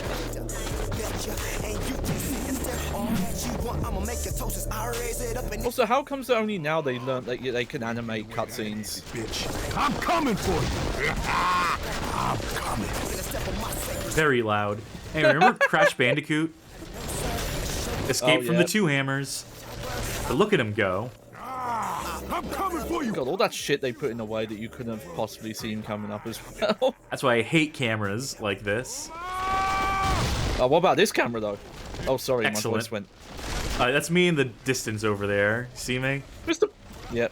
Mr. Papadopoulos gonna kill me. Unfucking believable that they linger this long on this guy in this shot from this angle. Only to snap back to this. Yeah. It's something really funny to me that only now can they do animated in-game cutscenes. All the other cutscenes were like static models or like vaguely moving. There was like QTE animations. And now they're jumping all over the place, doing cool combos.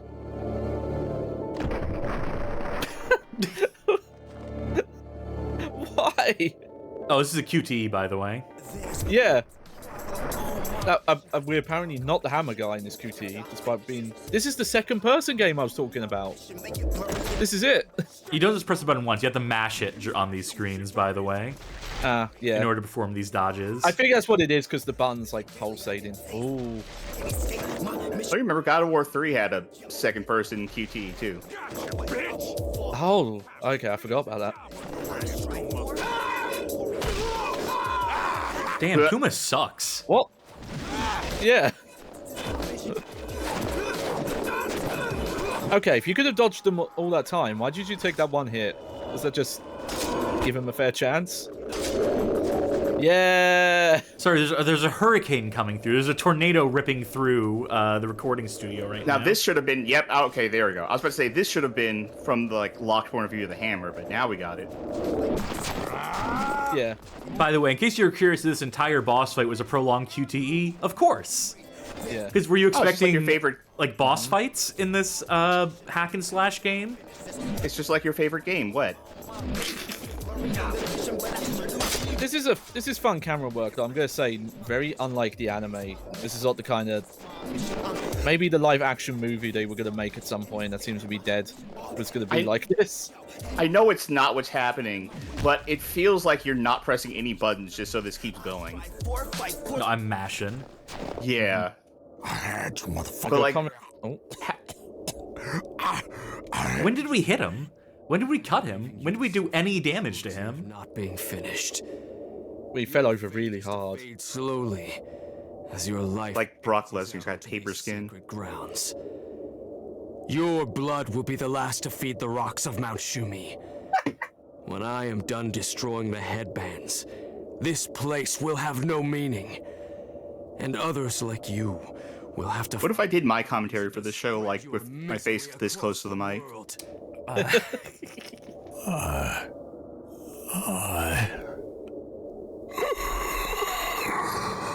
Kuma! I do know the places hidden in ancient prophecy. Would you like to change the sound settings? We highly encourage it. Retracing that long journey is the... Consider turning the speech volume down to 10.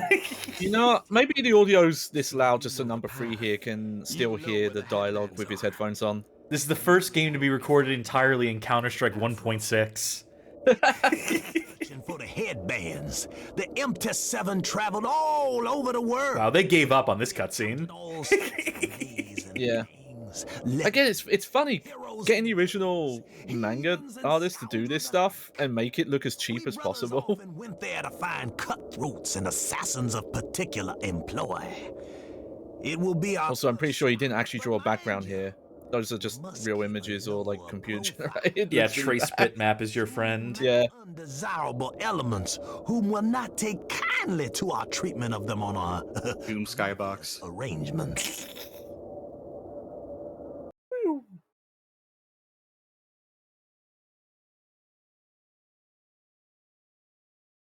So I dub the Unforgiven. I know it was on the southern side of Seatown. Oh, by the way, some topless girls coming up. Ladies. But I've seen other YouTube videos up that have this footage in and have not been taken down or struck, or so I'm assuming we're okay. But be adults, please. Here won't know a thing about him.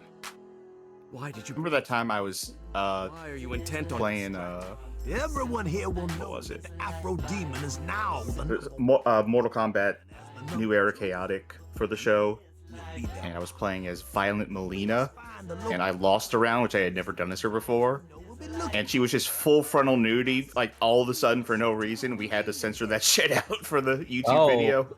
I didn't see that. You will see, my brother, you'll see. If a bear wants to find honey, he looks. Wow, she's beautiful. Thank you. Which also conveniently covered up the nipples there, so. Unfortunately, that will not. We do not have enough redeems that are on the screen long enough to cover the next several shots. No more fooling around. Gentlemen, seen or heard of the #1 in these parts? The Afro-headed demon. Chat's trying their best. Yeah. Good work. Dino Gem awarded. Now, why there's so many cutscenes in this game where they're just like, okay, tracking shot on this one character? Villains and heroes alike, and all are looking for godhood. Hey, in case people were curious at home what all our channel point redeems look like. They all It's a good showcase for them. All right, now let's get this. Yeehaw! Looks like we got some special guests in his house. A certain young blood and his trusty companion. Say something nice. I appreciate how they speak authentically, like feudal Japanese and their dialects and the technology in this game. Yeah, I'll say for Afro Samurai, like the setting is very strange because it's aesthetically feudal Japan, but modern technology exists. Just everyone still lives in like old school houses and wears old school clothes.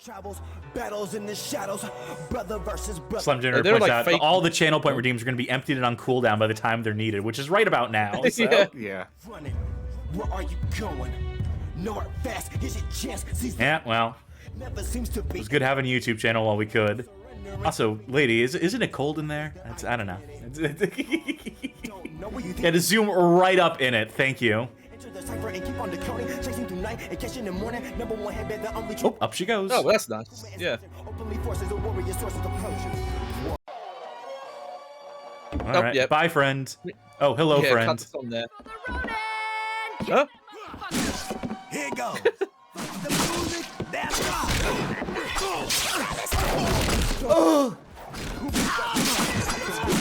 Okay, has the audio just gotten louder again? Yes. Yes.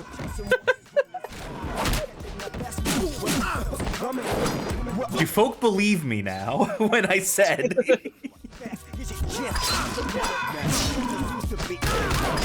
I don't know why, just like I get this is supposed to be like an adult gentleman's club, but the idea of also the DJ has them out just seems weird. Sure, there's some clubs that'll do that. I know. I don't know. Just something makes me worry that it's not safe. Or that you'll get one of them stuck on the turntable somehow. Yeah, or like the vinyl record will fly off and cut your skin. Like, I mean, life isn't really like a Final Destination movie. Yeah, I know. It's the whole thing of people like, oh, what if someone cooks like naked but with just an apron on? And my worry is just like, I don't want them like burning their skin or something. Oh, my combat styles are disabled because I got hit by electricity. So now I gotta wait a minute. Okay, it's all good. Don't worry, crisis averted. I can do my finisher again.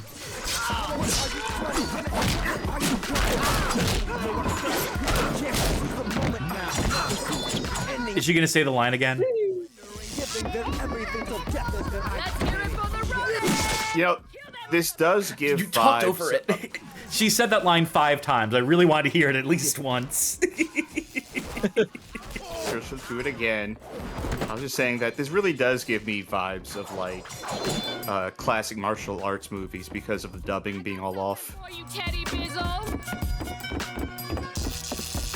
Alright, using the Afro style, I can deflect projectiles. I can parry these. Oh, yeah, you better clean that stuff up off the floor. Good job. Are you deflecting them? Supposedly. Oh, okay, I see what's happening. It's animated very strangely.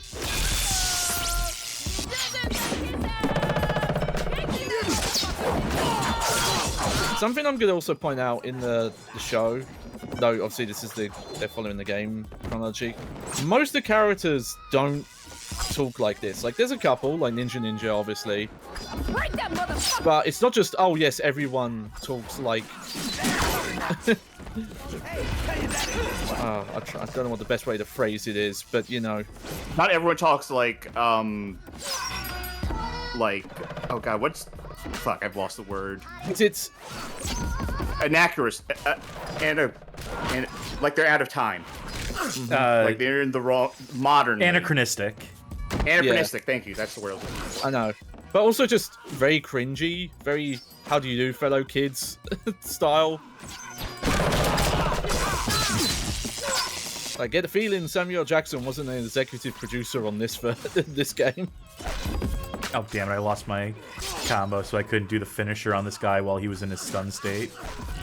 Like him, like her saying his house and Bizzle. Oh, Darman Rage works for that too, good. Oh, wait, how many skill points do we have? Alright, cool. Oh yeah, you might be to max out soon. I wonder if this one will be... Nope, next episode of Afro Samurai 2. Coming soon. Coming never. Go max out the rage meter, and we are mostly... Where are those knives coming from? I can't figure it out. Oh, okay. I see where they're coming from. I just can't tell what that thing's supposed to... It's a speaker? Who's to say? Well, I'd ask the DJ, but she's busy right now.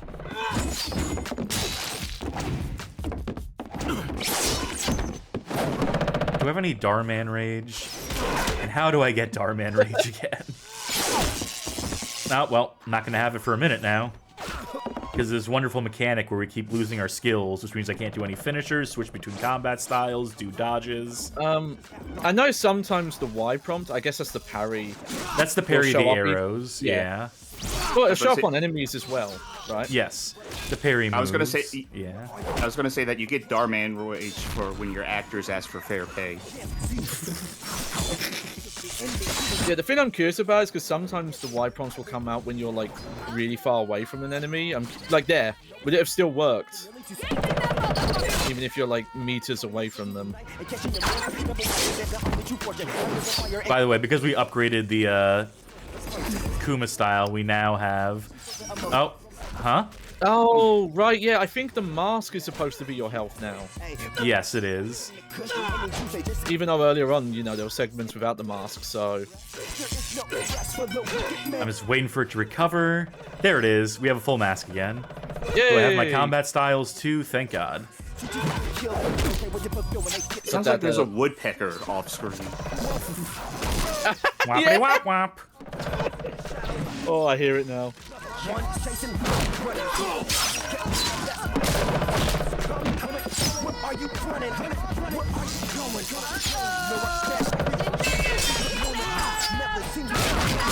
This is the fight that never ends. It just goes on and on and on and on and on and on. I guess they really want you to max out those skills. By the way, if you die during this fight, you start over from the very beginning. Oh, of course. The patron to security ratio at this place is like 1 to 100.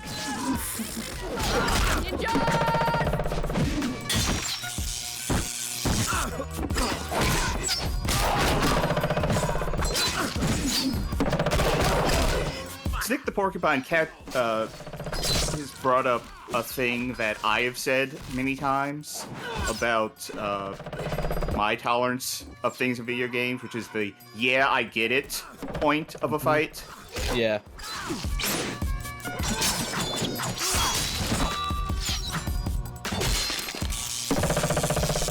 Oh, lost my abilities again. What a cool fight. Tiger says, imagine if you voided out here and had to restart like in the other area.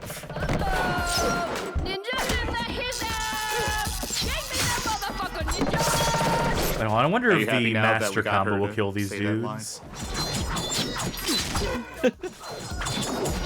Oh yeah, I could have been doing this the whole time? Fuck me. Okay, so you don't need to destroy the defense on the samurai. You can just do the master style finisher. Yeah. It was only during the tutorial that... Hey, maxed out. Okay, there we go. We maxed out. There we go. Congratulations, me. We have... Even though you have a leftover skill point.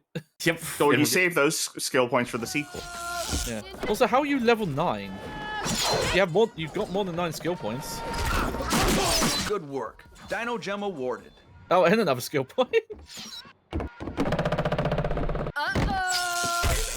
Oh my god, stop spawning these fuckers. I guess, do they want me to... They're unclear. I mean, I'm assuming I should destroy the speakers, right? That's what, I think they want you to parry. Yes. The problem is they keep spawning enemies, so I'm like... Oh, is this one of those situations where she's technically the boss fight and these are just ads? Yeah, yes. I believe that's the case. Yep. Another one of my gaming no-nos. Boss fights that are just entered, like, you know, they're invincible, you can't fight them for a while, you have to do something or dodge attacks and then you fight back. But the shit isn't breaking. Like nothing is happening to these. I've shot so many arrows into these fucking things at this point. Oh, there we go. So forget about the parry, just hit him with the fucking sword. Yeah. I need to find a concise name for that kind of boss design. Dog shit. Thank you very much. Well, that can apply to a lot of things. I feel like I was playing something recently that had that issue, and I can't... Yeah, Contra Rogue Corps. Yeah, I mean, that did too. That's the final boss, yeah. That's what made me think of it. But a bunch of games do it, and I hate it. Because it's not an actual boss design, it's just an interactive like platforming section pretending to be a boss. I thought there was something else I've been playing lately that had that issue, but I might just be thinking of Contra Rogue Corps. Because yes, that did have it. Oh, it's not shooting arrows anymore.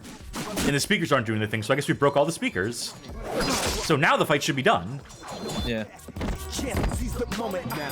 Yes. Go ahead. Nothing. Are you sure you have them? What's the point of that? Move and close this place down while you're at it. No one leaves this town alive. So you are not afraid of death? Speak up. Fear of the unknown does not bring you to run like these other cowards. I'm not from these parts, and you'd be wise not to include me in your conversation. You know nothing of me or my kind. That's a good name, yeah. Who are you, and where do you come from? Directed by Hideo Kojima. What is that lady doing, kicking her legs so much? Place was about to be yucking up over there. And we need to find... This is how I paddle when I'm swimming in the pool. She's waiting for the other person to take their turn at Mahjong. We are the 56th Cavalry from Pennington, Georgia, the Unforgiven. And we gather under the leadership of a certain... Wait, this guy has yaoi hands for real, by the way. Oh, God, yeah. He looks like a Xenoclash character. Yeah. He likes that. Also, knowing that apparently New Jersey exists in this universe, or Georgia, in Japan exists in this universe. By dueling to the death, they give you the power of the mind blowing. Wow, they sure are developing this character. I can't wait to kill him in 2 minutes. Maybe I should at least check it out for myself. Maybe even get me a... And again, they love these tracking, like, camera lock to... I'm trying to think what the name of it is. I've Escape Free, when you've got, like, the editor, there's, like, a follow camera. That's what they're using here. Sock Puppet Kingdom says Tim Burton's Slender Man. I took these rags from 2 hillbilly-looking motherfuckers. Just like... Oh, he's still talking. This is PlayStation 2 era in-game cutscenes. This is a PlayStation 4 game. The dead bitch over there said mention of a place called the Shrine of Justice. Wait, the DJ died? I guess so. Rag with it. We blocked your block rockin' beats too many times. And as the lady behind the bar tells it, every last one of these backwater sword-wielding samurai bitches wants what I want. I see Sock Puppet, Kingdom Hearts the bottles in the background of sprites. No, I think they are Those 3D are models. Yeah. What if, I mean, they're not great-looking models, but models nevertheless. What if Insane Clown Posse's big money rustlers didn't know how to keep dialogue concise? It's about time. Are we gonna pan all the way from right to left again? We missed it. He called your character Teddy Ruskin. The Ruxpin, yeah, I did. I was about to mention that. I think he just name dropped Teddy Ruxpin. Indeed. I need that headband and that bitch over there you killed. Well, she was kind enough to give me a little hint as to where it could be found. Holy shit. We got to get out of here, Kuma. They want to destroy everything inside the city. I do not know who these men are, but they are relentless in their pursuit of... Neither do we. Hasn't been explained, so... In time to save ourselves. Was that I guess we're not behind fighting him? that guy. Well, no, that's Havoc from Mortal Kombat. He's just a guest character. Can you feel the change coming, boy? It's like the dry heat of the... They like doing this pan through these areas that you don't actually do gameplay in. Shame you're never gonna get your hands on that headband. It's as good as mine, and the power of a god with it. Shrine of Justice? Sounds like a place right out of a fairy tale. More like a nightmare. I gotta train. Look how awkward his fingers have to be to use those guns, because they're so big. Get 'em, boys, and burn this shithole to the ground. Remember, these guys are from the cavalry, or from Georgia. The Unforgiven, yeah. Who hit the copy button on them ninja motherfuckers? Bunch of weebs. Oh, shit. Who hit the copy button on them ninja motherfuckers? He says. Use your Kuma style. Yep, ran into the fire. Didn't even jump over the fire, just ran straight into it. Weakness, Starman Rage. Let's test that. Oh, yep, okay, I guess so. I guess this is another case where if I wanted to, you could, if you wanted to, you could potentially grind here. Since you're only vulnerable to one type of attack, apparently. I was mashing the parry button there, because I'm trying to remember how to do the Darman Rage. Trying to figure out for the first time how to do the Darman Rage, which is now an essential mechanic. Yeah.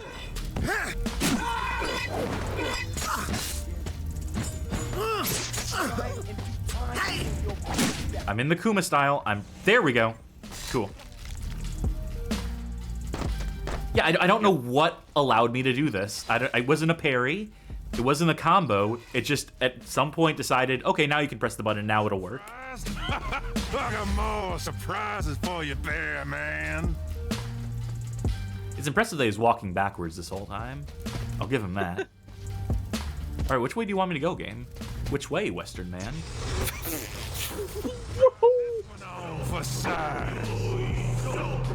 It shouldn't surprise me, but every time the camera just goes off the rails like that. Remember, they fixed the camera. They finally got around to the camera was just too subpar, said the senior producer. But this remedied it. I really don't get how that happens outside of just that's on final camera. Oh yeah, Crash Bandicoot again. Oh wait, no, that's Oh my god, is this whole section going to be in slow motion? Well, you know, it's more dramatic that way. Gotta pad out that playtime somehow. Run for your life. Oh, okay. I was hoping you were gonna leave him, just jump over them. Can you jump? Well, the camera is like stuck to a certain point. So. Ah, bullshit. Oh. Speaking of stuck at a certain point. Okay, I guess that was their fix for we don't want players to leave this guy behind. Do I even have to concern myself with that fucking guy? I'm gonna guess no. Hey, why are you going... Okay.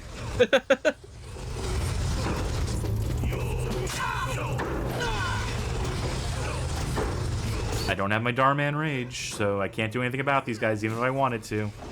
Oh. Nope. Do you still not know how to earn Darman Rage? No, they never ever explained it, and they never will. So I looked it up. It's just like 2 hits, build up a combo, and eventually it'll prompt you to do Darman's Rage. Somebody having hella triplets on that bitch. Samurai, multiple master slices required.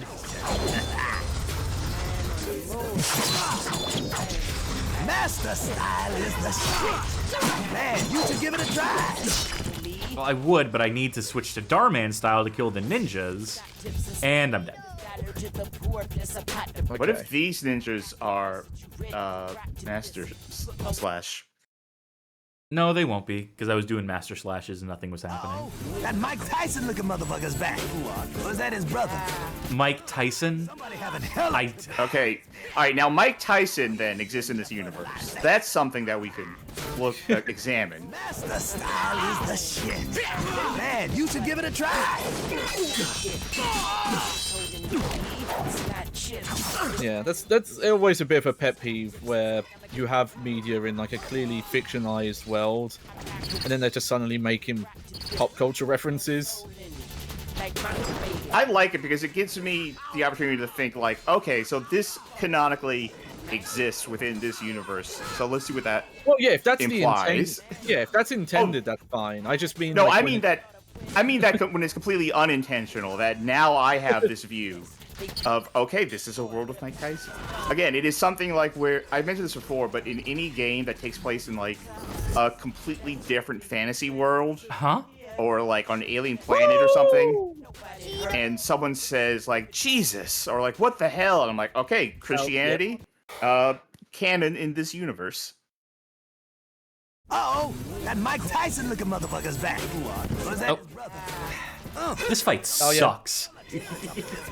Yeah, Magic Meow's mentioning in Star Fox where Falco says Einstein and that getting removed in later versions of that story. You should give it a try. Give me that fucking Darman, so I thank you. There it is. Give me that Darman.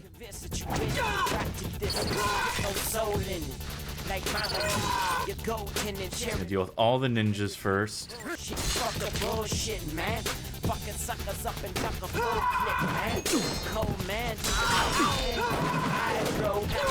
Always seeks revenge for Master's death, instantly regrets it. Does anyone even know who Darman is these days, or is the internet collectively forgotten him? No, he'll never be forgotten. He left such a legacy. Darman never die.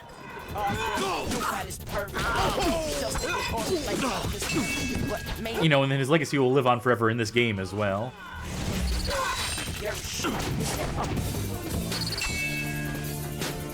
Alright, parry so I can try using... Nope.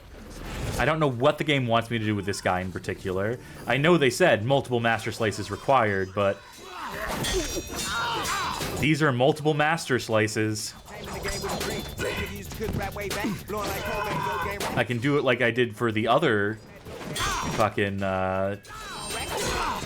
samurai earlier. Use the Afro move to put him into a stun state by doing that. Yeah. Then do I switch to master? Do I use the master finisher here? Well, this also answered a question I was considering, which is if the fire is actually a physical threat to your character, and seemingly no.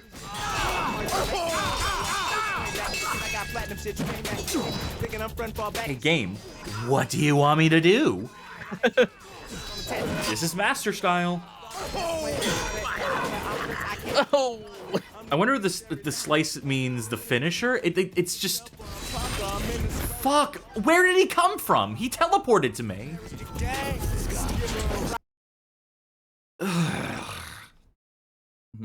Uh-oh, that Mike Tyson looking motherfucker's... Yep, got it. Somebody have It's funnier the 5th time you hear it, too. Must be in ninja fertilization. Master style is the shit. Man, you should give it a try. Hey, can I have Darman? Do I have my Darman yet? I'm up to a 36 combo. It's so fucking inconsistent. I'm in Kuma style.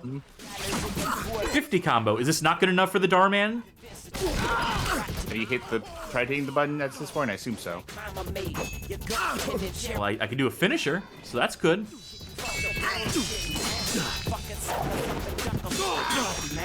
I tried to do a parry there. There we go, now we have it. Apropos of what? Who fucking knows? Just the most absolutely inscrutable fucking mechanic that's absolutely necessary for progression in this stupid fucking game. You know, it was a bit ago, but something just came to me with the whole DJ scene, and I just realized that she was just the same model as the other dancers in the club. And considering, like, she was named, she had all this unique dialogue, it makes me think if that was a placeholder model and she actually just did not get a final model. Okay, I looked up a guide on this. It specifically says for the last guy, you need to switch to master style and use the finishers on him. Okay, I did that 3 times on him. I don't know. You gotta do it a lot of times, I guess. Also, this guy says this is the hardest part of the game. Well, it's good to have some fucking validation, because every attack knocks my fucking head off. He's rock'em sock'em roboting me. Yeah, and then he like fucking comes in so quick. Yeah. What a stupid fucking fight that you were like not prepared for at all. That the mechanics just do not. We're maxed out. We're as powerful as the game lets us be. Must be in ninja fertilization. Master style is the shit. Okay, so there, I was just hitting the parry button. I wasn't even parrying any attacks. Yeah, I was just gonna mashing say. Y, and that was good enough to get the Darman meter. So again, just absolutely no science to this shit, as far as I can discern. Like, I'm not crazy here. I'm not like, you know, bitch made for complaining about this, right? There's no rules. There's nothing established. Like, right? No, like, so you two play more hack and slashes than I do, but like, so like you can tell me like this is beyond the pale, right? It is very unclear how that mechanic actually works. Yeah. Like, if there is a consistency to it, I don't know what it is. Yeah, it's strange to even have a mechanic like that without like a meter. If it is something you charge. Yep, there he goes. Hey. Oh. Looks like the great bear of Mount Shumi got out of Rango. Well, there's plenty more where that came from. Been a long time since I had so much fun, Bear Man. But I'm gonna warn you, I won't be so playful the next time we meet. If there is a next time. Why is he gonna shoot us to death? Honestly, just. I think he had an idea that the Volume 2 wasn't going to get made. Yeah. Funny thing is that Kuma didn't hear any of that because the boat was already miles away. Stick 'em in the city as in, don't allow for much. See you next time, if there is a next time, and we don't get delisted off of the PlayStation Store. I will find you, Afro. I will find you and rid this place of your foul stench. It was my trust in Afro that sealed her fate. Now I must kill him. For her. For all of them. Master, Otsuru, all the others. But do understand, your journey will be long. Because in order to truly destroy what was your brother's evil, are we in Mexico? Destroy all that made him so. We miscalculated their true meaning. In our pursuit, we gave 6 sacrifices, with Afro being the 7th. But that was not the case. We did not ascend to heaven. It's like they were in a competition to see, well, these comic cutscenes are pretty cheap, but can we make animated cutscenes? Can we make in-engine cutscenes somehow look even cheaper? For even noble reasons. But eventually... Have half of it be characters standing around, the other half be completely void backgrounds. None has the humanity... Yeah, like, this looks like you're in a model viewer and just turning the camera slowly. ...that those headbands engender. But you don't have a human heart, Brother Kuma, do you? Afro himself saw to its destruction long ago. There is nothing to corrupt in an avenging angel that has no semblance of humanity, no human heart to be preyed upon. The long road to redemption always. Oh yeah, that was definitely the place to fade the visual sound. Behold, Shangri-La of the East. The shrine. I honestly thought the game was going to end there, even though I knew it wasn't going to because I played it before. That dialogue sounded like they were going to end it, yeah. At last, the keeper of the gate has arrived. Shumi. Fucking Oblivion mod hiring the one female poster on the community forum to record lines for you. Ass voice recording quality here. Truly ascended to the heights of stand. It holds great power. Power that my people have sworn to the death to protect. Huh? Okay, suddenly we're doing like 13 style like who is that in your head? Multi-shot like effects. You killed Ninja today. Also, are you going to fight the Coneheads?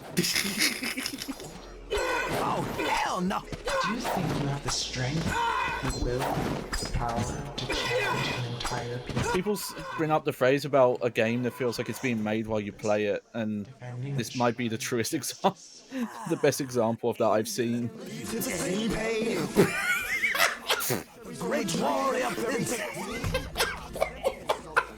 Yo, you dumb kids, turn the music down! Can't hear my video games!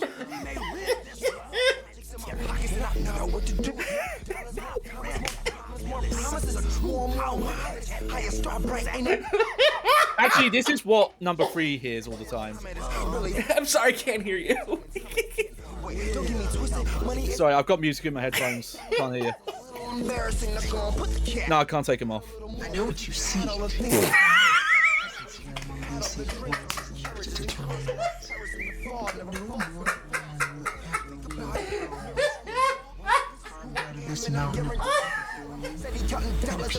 Finally made it, friends. This is the fun. Hey!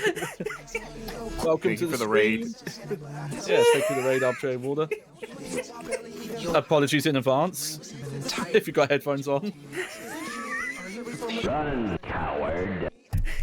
I can't fucking believe how bad this is mixed. We're just normal men. Just innocent men. The higher and higher and higher I go, will I come down? You can see his mouth move. He can't hear a goddamn word. I've not made out a single syllable this man has said in this entire cutscene. Unless he's singing the song. Is he the one rapping right now? Is he the one spitting? If only. Luis says, this game is what I feel with my auditory processing disorder. Yeah, when I get like overwhelmed in a voice chat, like this is the experience. This is what it feels like. Oh, yep. I have a minor case of that, and yeah, I'm feeling that a bit. Oh, Kuma's talking now. Oh, how can you tell? I'm not sure how. I got like a smattering of Yuri Yorinfor in my ear.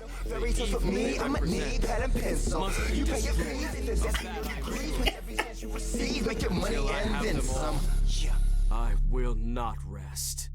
Oh, song's over. The great bear that guards Mount Shumi, killer of many, relentless and true.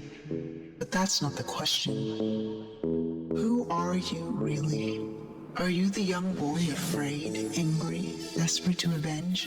Or an angel of retribution, eager to carve repentance out of your sibling's hide? You're simply an echo of the evil that Which means goodbye dialogue. Except for this lady. Who cuts through the noise. I just heard him say, like, hold up. you will surely die here, either young in the present or as an old man. Chat284 asks, is this the game audio? What is happening? Welcome to Afro Samurai 2 Revenge of Kuma, baby. That's it. In stores? Nah. Oh. No, it ain't. Oh. Damn it. This is a holy place for those who worship. Hey, you know that scene that we can't, like, we haven't been able to figure out the audio mix on where the song's too loud, we don't know how to lower it? What if we put all the dialogue in that scene? What if we put all the dialogue in the world into this scene?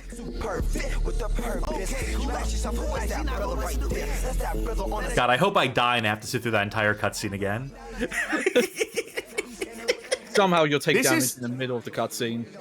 This feels like a Gmod machinima. Yes, machinima. This is this prototype for Skibbity Toilet, as the kids say. I mean, right down to the music, like overpowering all of the dialogue. Oh,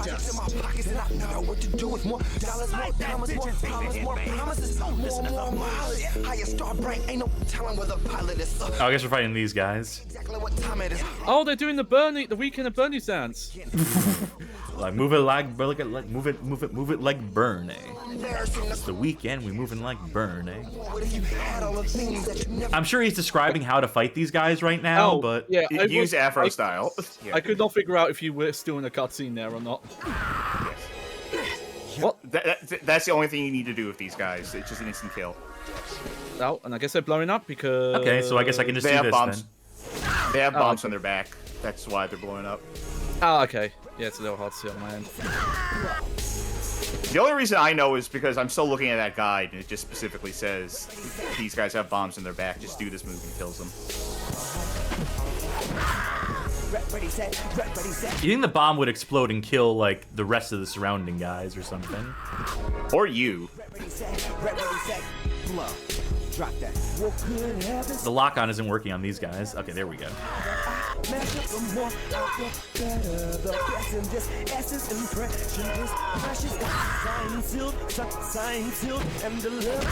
This is a strange scene considering all the guys who haven't gone up yet are fine. You can't hurt them, they can't hurt you. Yeah. They're just like, God, I hope my buddy takes care of this. I don't want to get up.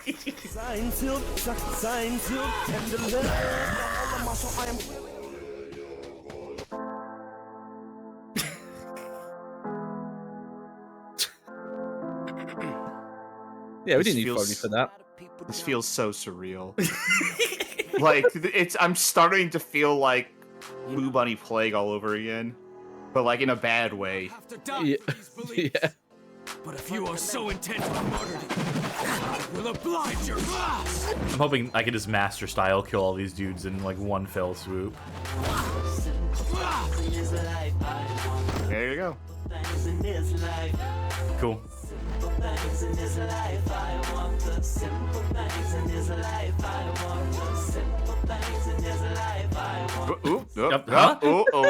Oh, yeah. All I really need is a simple thing. Can we see a little bit more of that? Yeah, there you go. That's beautiful. You're welcome. Remember, they fixed the camera between the first game and this game. The camera in the first game, subpar. This camera, sublime. Oh.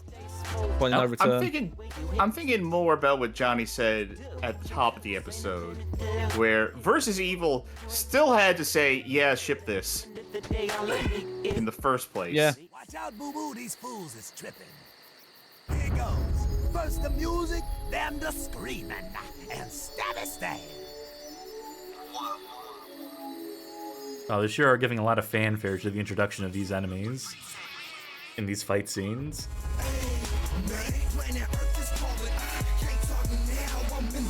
They crammed so much music into this game. Yeah. And for what? From the living to the dead. What if this was like a PlayStation 1 game? You could just put it in your CD player and skip track 1 to get a RZA album. Oh, hell yeah. To keep us from scaling its heights to find it. We got to get to the sanctuary gates before they overwhelm us. Always shocks me when some cutscenes have lip sync, because a lot of them don't.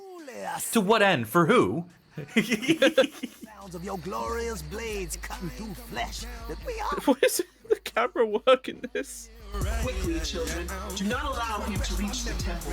Swarm the infidels. Throw yourself. Like, you mentioned in the history that some people, this was their first game ever. And their last. Yeah. And I think it shows. Relaxing water sounds. Yeah. So I'm not going to blame the individuals there. That's management fault there for not having like a senior person guiding. They had a guy. It was David Robinson. Yeah. Because a lot of this is just like, hey, I figured out how to put a tracking camera in. That's the best I can do. Guess she wasn't playing. Watch out.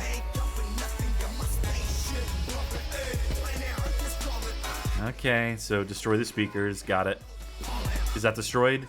Is that sufficiently destroyed? God, I hope it is.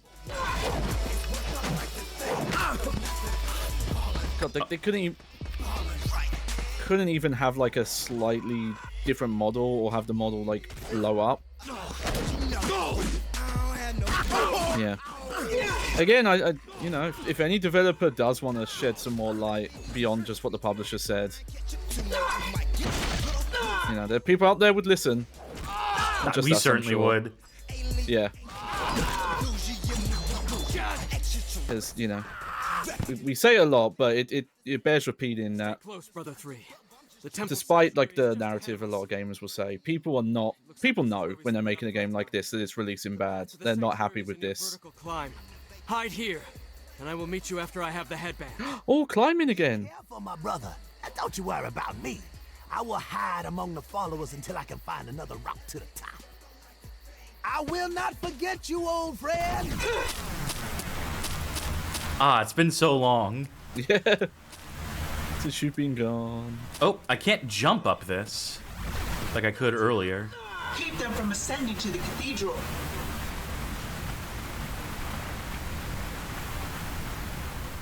It is truly noble to fight for his life beneath that of your cause.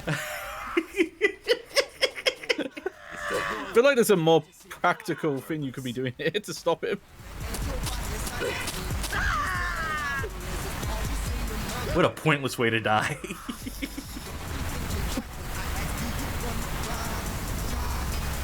Oh, but they could just jump up? Okay. Different class of enemy.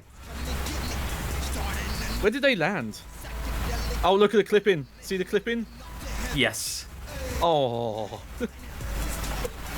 The best use of the slow motion camera we've seen so far. They thought these character moves were so cool. It's like Mortal Kombat Annihilation. Yeah. People just doing side flips in slow-mo. Like, it's not an exaggeration to say that I've seen, like, Unity asset store style games that animate cutscenes like that. Oh, yeah. Welcome the transformation. Embrace it. Thrust yourself against them. Oh, what? Wait. What? Huh? Final transformation. Can we stay on this for a second? Oh. No, sorry, too late. Oh, we get to see this again, though. Can't skip it. Wait. Hit start again? World map? Oh, yeah, we'll show that at the end of this. I don't want to lose my progress in this level. You have to replay any of this ever again, but the world map is the level select. Yeah, okay. Oh, man. Oh, jeez, all of his leg comes out.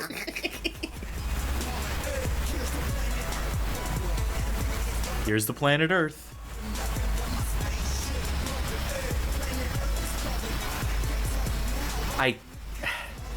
This is a surrealist masterpiece, this game. Yeah.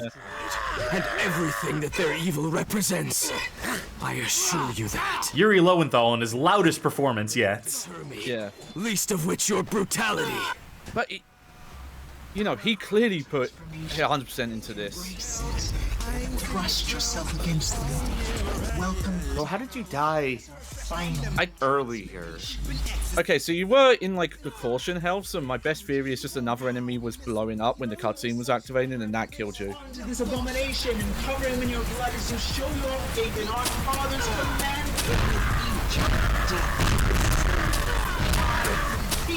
Okay, I'm going to read this quick from Slime. Oh, yeah. So Slime has some info here. The guy credited for sound on this game has a website that says this: my work as a music producer, sound designer relies on my use of my site. Huh? Is he deaf? Is that what it means? Is this like a mansion basement fucking situation? And Slime describes it as messing with Audacity filters. Damn, those peaks are crazy. Which I like, yeah. No one has ever suffered from this place, the Inner Sanctum. Here is where justice converted my people. Here is where we stand. Slime Generator says, I think he might have just made the non-RZA music in this, but also the music samples on his website are loud as fuck, so conspiracy theory grows. Turn its gift against you. Hey there, brother. It just got hella quiet, didn't it? For the first time in this game. Yeah, I was gonna say that's not gonna last for long. Upgrade your shit, man! I'm telling you before the shit pop off again. How beautiful it is to see you here, Baron. It gives me great pleasure to be the one to put the great dog of Mount Shumi to death myself.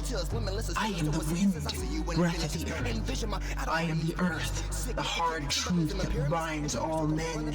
I am the fire, consumer of all things.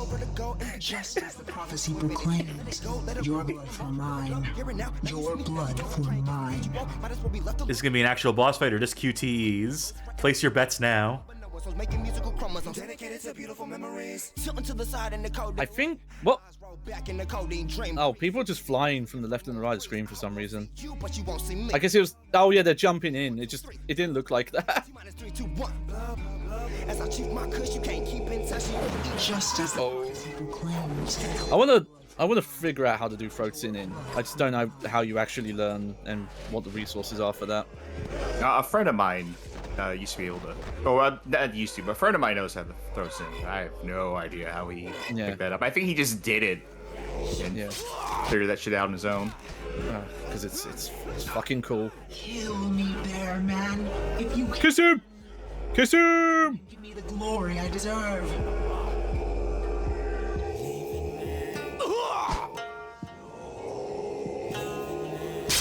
Well, I can't kill you if you do that to me. Jesus, lady.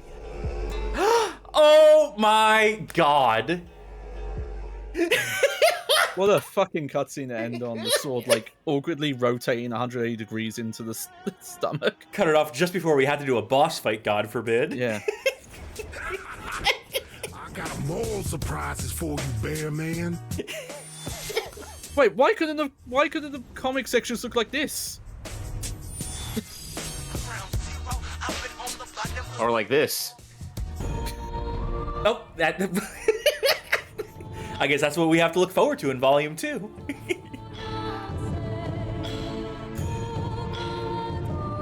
I think we need to kickstart Volume 2. I think we need to make a story must be for told. this shit. Yeah. Stop saving lives. Start telling us how this story's gonna end. Look at that, RZA got executive producer credit. Nice. Good for him. Holy fuck. They misspelled the name of the creator of the series, by the way. Yeah. I actually mentioned earlier they misspelled Phil Lamar's name. Yes, they do that. Who knows how? There it is. So who knows how many? Phil Lammer. So who knows how many names in here are actually correct? Yeah. I like how Kuma's the third credit, the third voice actor credit. Nori being the most important. Yeah, decent amount of people worked on this. Created the Afro Samurai animated series. He also created the manga. You fucking doofuses. Best wife ever, best friend ever, best cat ever, Mookie Laws. Yeah, shout out to Mookie Laws. Also Jake's cat Beaker. Thank you all for your patience and shared sacrifice. I want to see them think versus evil and then get stabbed in the back by them later. Has been tirelessly working with us and we cannot be here without the dedication and expertise. I'm sure they did everything they could have. Yeah. All things considered.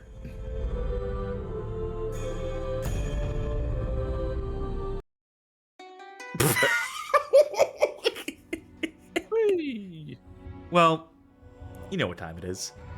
Hit my fucking screen!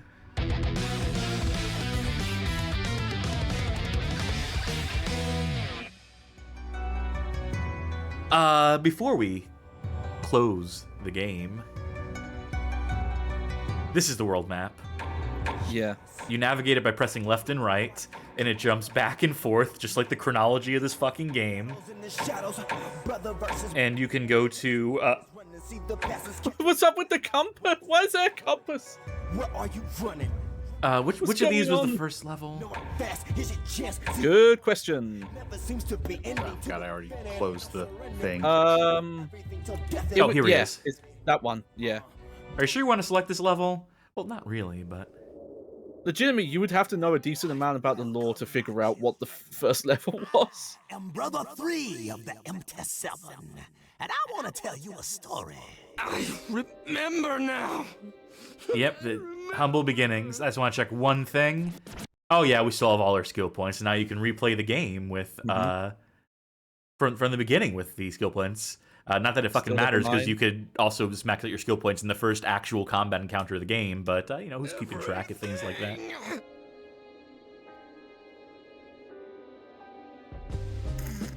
Wow. I found a little boy.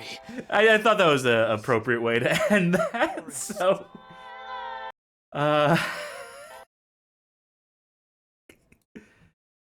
So... My oh my. Well, that was Afro Samurai 2, Revenge of Kuma. Thoughts? Starting with you, Charky. It's unfortunate you had to see that, chat. This game will haunt you for your life. Wow, that was surreal. That was, like, that, towards the end, like, that felt like amateur Steam stuff. Like, that felt like something I found for, like, $2 or got in a bundle. And was like, I'll try this. Whoa, I gotta show somebody this. I think that's my takeaway, is that this is I gotta show somebody this bad kind of game. This is, like, exquisitely bad. Like, great for my purposes, real bad for anyone who wanted to play something good about Afro Samurai. Yeah, you don't say. But when people say, like, oh, this, I said this earlier, but when people say, like, oh, this game feels unfinished, this game, you know, feels like they didn't even finish it, like, no, go watch this. Go look at this game. This is what an unfinished game looks like.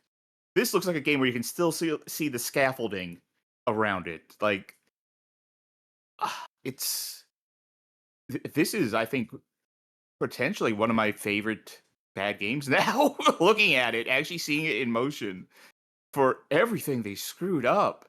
Like, even the things they tried to fix, like the camera, like, they went with a fixed camera so they didn't have to, you know, worry about the camera messing up, and they messed that up constantly over and over again.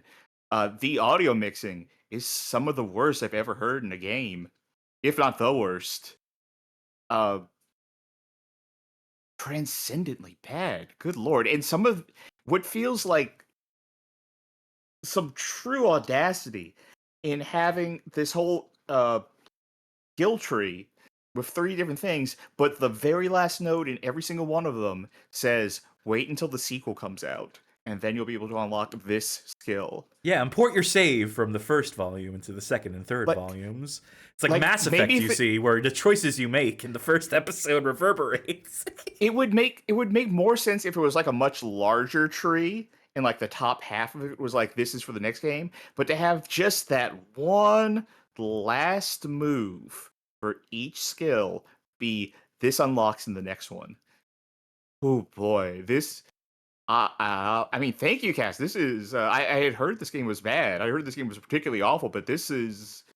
I think, like, one of my favorite bad games now. This is going up there with just transcendent. I am impressed. I am amazed. It stinks. Well, thank you for that take. Johnny, how's about you? So this was audio-visual overload, sensory overload situation for... Oh, hang on. Sorry, my mic was too close there. Sorry about that. Yeah, this is... It, you know, I saw it. I still don't believe it. Like, this actually got released. This is one of the most baffling cases I've seen of just, how did something like this get to market? How was everyone happy with this? Some of the choices, even, like, so much of this game, like, I can only speculate, is it placeholder? Like, why, you know, why are some of the character models the way they are? Why was all that dialogue from the first game just reused for no reason? it is, yeah, it's a needs to be on a pedestal. This is like, should be studied of just a momentous occasion of releasing a game in this state, and it's a shame that we don't know more, because it's fascinating, and it's great to see the whole game through again, because this is now an experience that you have to go to a lot of effort to play now, because you can't anymore. And I fully, they should have probably took this down, because this is essentially unfinished, but it's an amazing experience in a both positive and negative way that people have lost out on. But yeah, like I was even playing, I'm like exhausted. Just the audio, the visual, like the visuals, even though they're basic at times, just like all the weird cuts, like all the way the camera breaks, all the weird stuff in the combat. It's just, it throws so much at you in such a condensed amount of time. Yeah, like if there was some sort of like Hall of Fame on top of a Hall of Fame, like this is where this would be in. I just wanted to say, because happened earlier, and I don't think you mentioned it. Thank you, Slime Generator, for giving the gift sub. She says, "You ever see a game that fucks with your mind so much you just have to give someone money?" Story of my life. So, I'm glad both of you enjoyed it. I'm glad both of you got something out of it. I stand by my score of 0 out of 5 for this. I'm usually the one to be like, oh, there's something to like how transcendently bad this is, the surrealism. Oh no, it sucks. But it truly for sucks. me, for me, as funny as moments of it are, especially when it's like just crashing and burning, exploding in real time, it's so unpleasant to play, to hear, to listen to. It is like legitimately deafening. Like, I have this down in my ears at 2%, and I was still getting blasted in the ears during moments where you heard me scream, where you heard me like wince in pain. That was not for comedic effect. Oh yeah, no, I had to keep turning it down. Too. Yeah, and I think that alone is just like unacceptable. Like, this game need to be pulled down for health and safety reasons, in my humble opinion. Mm-hmm. Like, it's great that it's funny. It's great, the moments that we've had with it, but I still just stand by this being despicably bad because of the fact that it can legitimately fucking hurt people. My amazement with it, is purely like academic. I must assure you, because like I imagine like a scientist discovering some like horrible new virus and being terrified but excited at the same time. It's like, oh my god, a brand new discovery.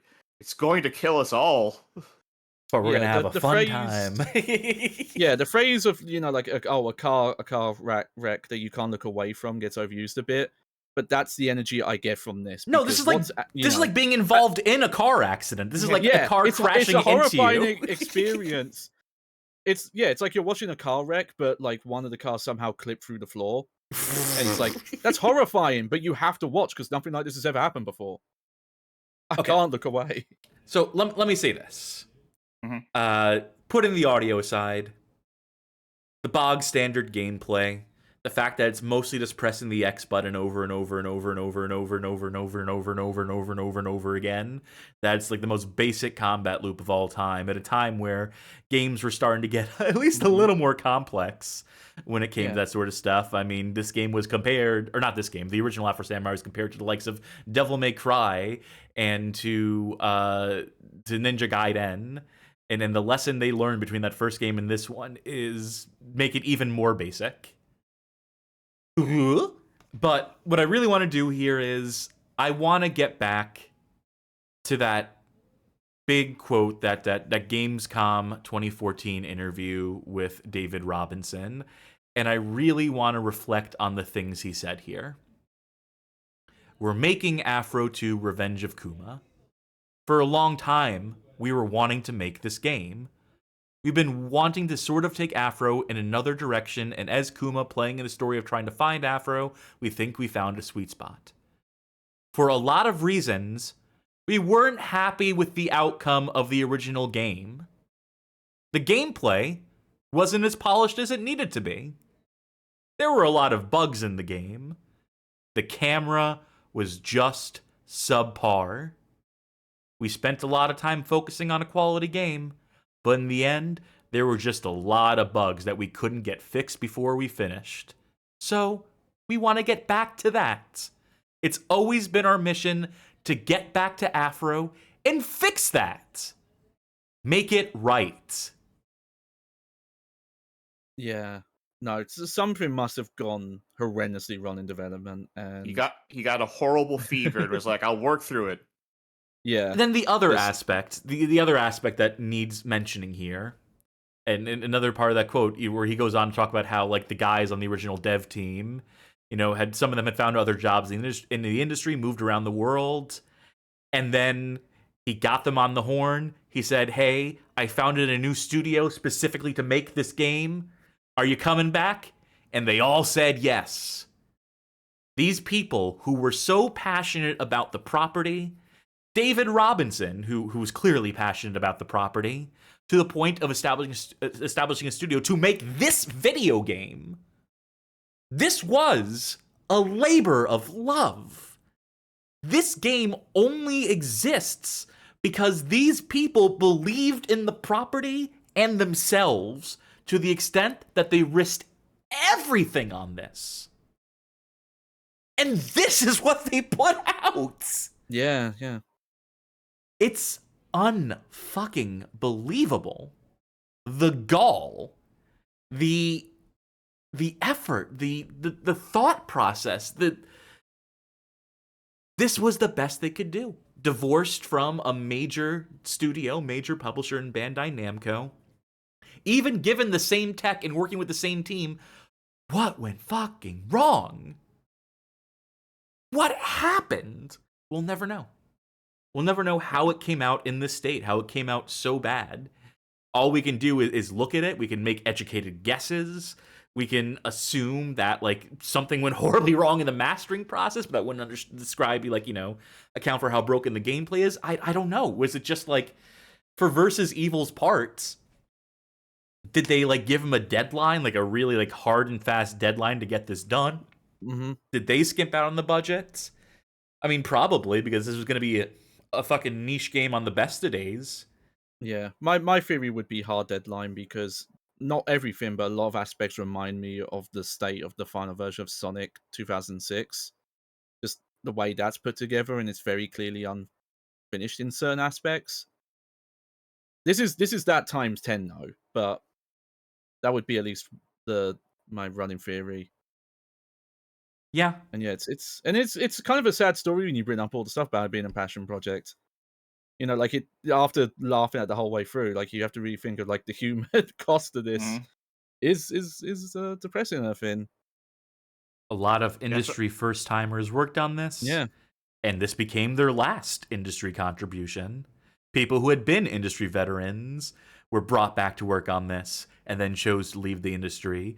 David Robinson eventually leaves the industry. I'm sure you can find a few people on the team who are still in the industry in some capacity.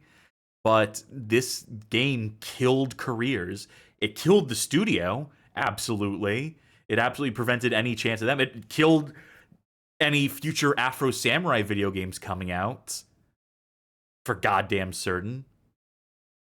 It certainly killed volumes 2 and 3, the state it came out in.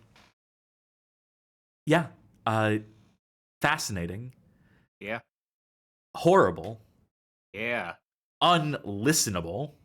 I love it. But I hope our commentary tonight wasn't unlistenable, folks. I hope we helped alleviate some of the pain, made it a little more bearable with our commentary, with our laugh track provided in some cases, as the case may be. Oh boy. Folks, thank you for putting up with Afro Samurai 2 Revenge of Kuma. If you can still hear us, we thank you for sticking this one out. Wow. So, stream schedule. Let's see here. No show tomorrow on Friday. On Saturday, this coming Saturday, July 19th. We will be doing a Simpsons theme night in celebration of the fact that people are currently playing The Simpsons skateboarding over on Discord, discord.gg/bjhof, that is, as part of our Bad Game Club. Please to check that out. Consider joining, consider skating along with us, or playing Necrovision. We have a choice there this month. Every month, new bad games picked out for the Bad Game Club. But yes, that Simpsons theme night, long time coming. A lot of bad Simpsons games. A lot of bad Simpsons games. Time we played some of them on the show, isn't it? Monday is always Casual Mondays, our show where we play not so bad games. More of a casual format, casual conversation had. Please to tune in, consider giving it a shot. One of our favorite things to put out at this point. And that's actually all we have planned and accounted for. Tuesday and Thursday, currently empty slots, but we're working on something behind the scenes. We're working on something potentially big, something to look forward to. If not next week, sometime in future. So keep an eye out for that. So we're going to also hold off on this game, this Afro Samurai 2, we played because it was the winner of a Patreon poll. We put up a bunch of anime games against one another. This is the one that won. God bless you. We will be putting up a new Patreon poll soon. Not as soon as in time for next Thursday, but soon. Give us some time to cook. Give us some time to think of what the next theme can be, and so on and so forth. And if you want to vote in polls like that, if you want to help steer us towards games of this nature, let's get into our promotion spiel. We mentioned the Discord. You can join it. Discord.gg/BGHOF, our community of connoisseurs. Constant conversation happening there.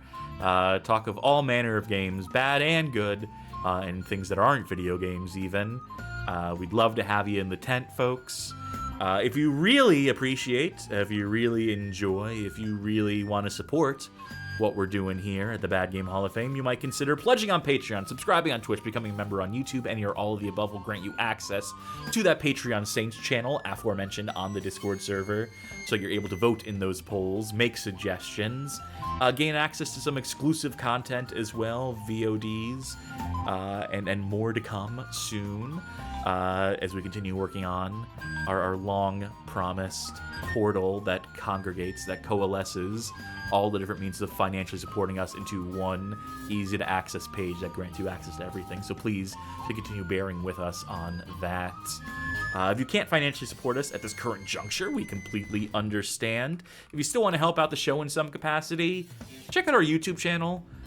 We have a playlist called Suggested Viewing. It is videos that we suggest you to share, 20 hand-picked episodes that we think make for good onboarding onto this show of ours, that we deem fit for sharing with friends in polite company. Or maybe, you know, someone who's had their hearing too good for too long, who has like perfect hearing, you know, the 20/20 vision equivalent of hearing, and you need to take them down a peg. You can send them this episode here, if you want to. We leave it to your discretion, dear viewer. Other than that, just tuning in, chatting, leaving comments at all. Always appreciated. Who's streaming at this current juncture that we can send folk the way of? I'm scrolling. I'm looking and scrolling. Tomb of the Pharaoh on PlayStation, being played by Hexymaniac. Egypt, 1156 BC, Tomb of the Pharaoh. That's a game I haven't heard of before.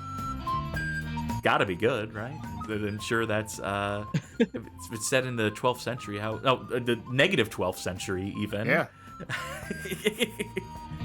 Great year, great century. Consider giving them a look-see. Consider letting them know that the Bad Game Hall of Fame sent ya, so on and so forth. But for us here at the Bad Game Hall of Fame, that does it for us. That does it for our show. I have been Afro Cassidy. I've been bearer of the 978 headband, Charky. And I've been the only member of the Bad Game Hall of Fame with a built-in pop filter, Johnny Baghead. Very good. Thank you again, my friends. Thank you, audience, for putting up with us. And again, sorry if we damaged your hearing. But hey, you knew the risks. You signed the waiver when you joined this stream.